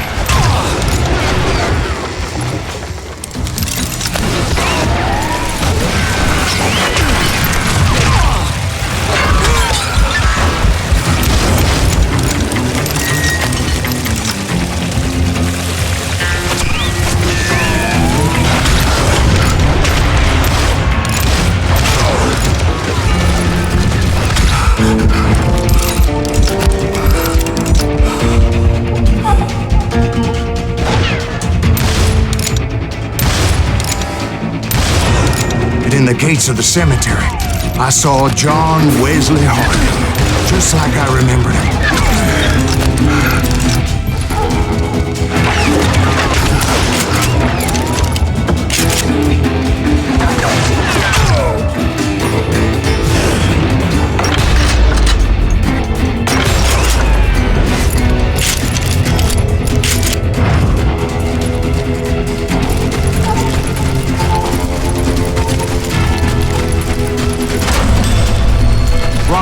Appeared with his terrible double-barrel shotgun.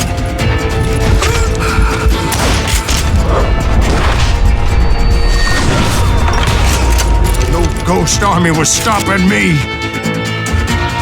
My father-in-law got hit with a fallen branch. He spent the rest of his life talking to dogs. Newman Hayes Clanton, William Brocious, John Peters Ringo, they all wanted me dead.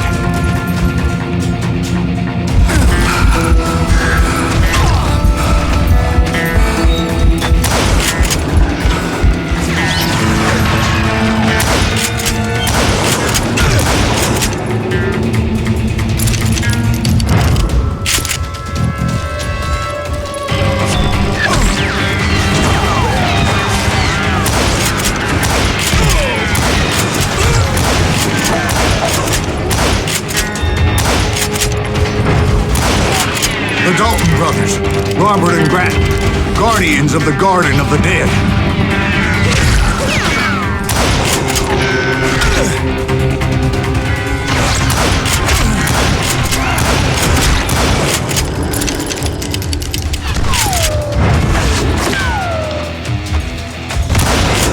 George Curry and Harvey Logan, alias Kid Curry, both thirsty for vengeance from the great beyond.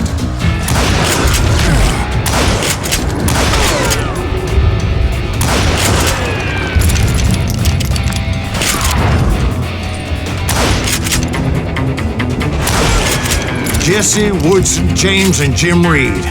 Each one deader than the next. I thought I would go crazy.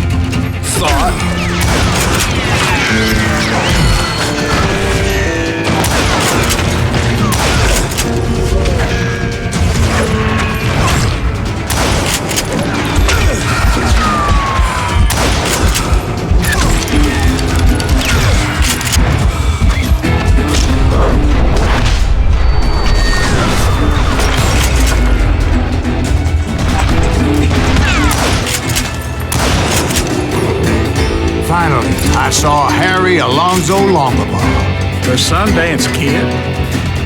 Like a general leading his legion of the dead.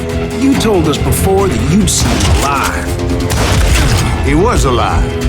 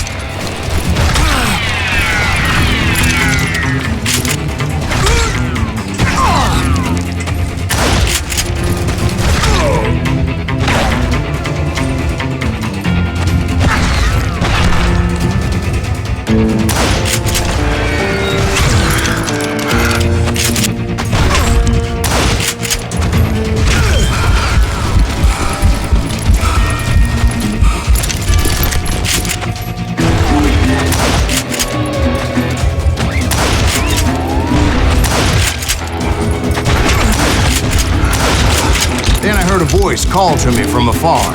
It was Robert Leroy Parker, a.k.a. Butch Cassidy, coming at me from out of the fog. Thanks for taking care of that bastard.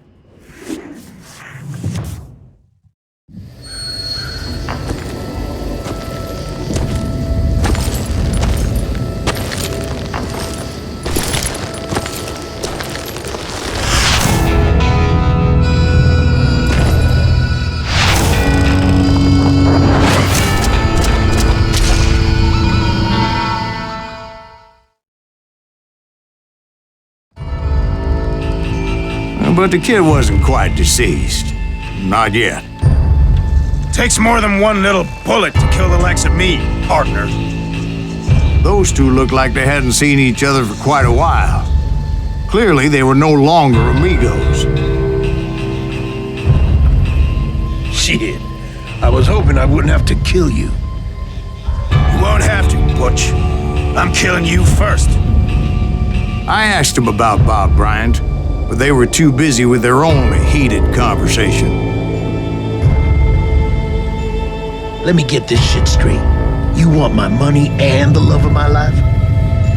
You frittered it all away, Butch. Eda's mine. So is that damn money. I didn't want to shoot anybody until I had an answer to my question, but those boys didn't give me much of a choice.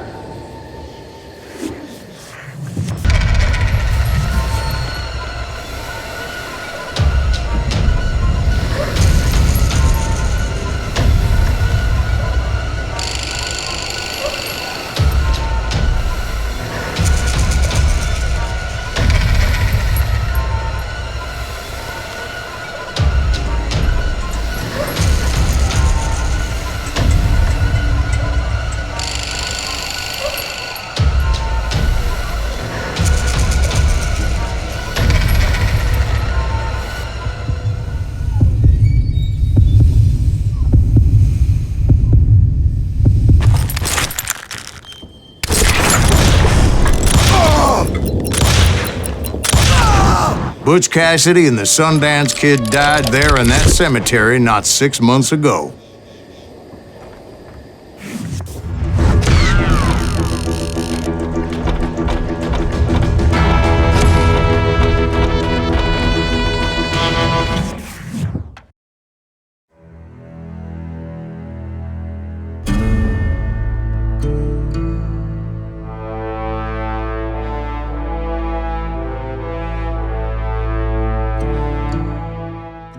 Butch Cassidy and the Sundance Kid were killed by the Bolivian army. Everybody knows that. That's the legend, but it ain't the truth. So, you never found Bob? There is no Bob. This old sumbitch ain't even Silas Greaves. Sir, is that true? Have you been pulling our legs this whole time? Well, not the whole time. Oh man, I think you've worn out your welcome here. Maybe you're right, Jack. Maybe it's time to pay. You see, Ben, or should I say Bob, your past always catches up with you. I was a different man back then, crazy. Drinking, I changed my ways, I swear to you. If I could turn back the clock, But you can't, Bob.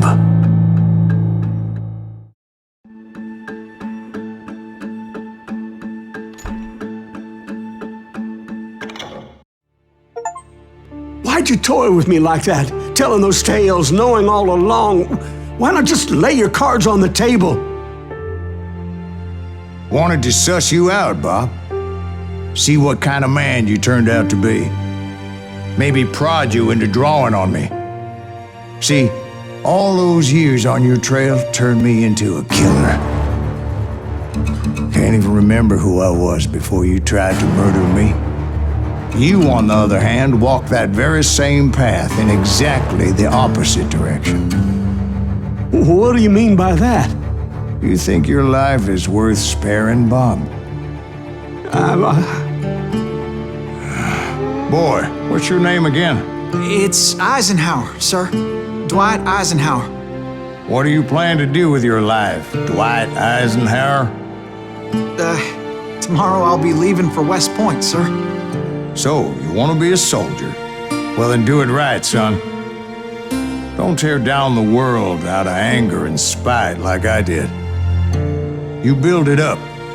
You do something decent with your life, you hear me? Sir? Yes, sir.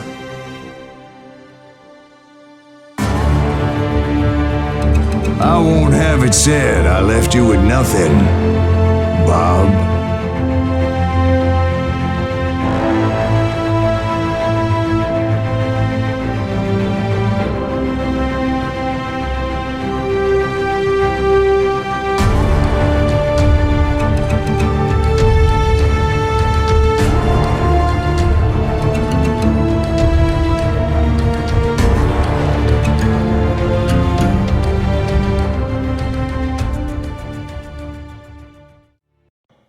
Oh, dear. Oh, dear. Won't you spare me over till another year?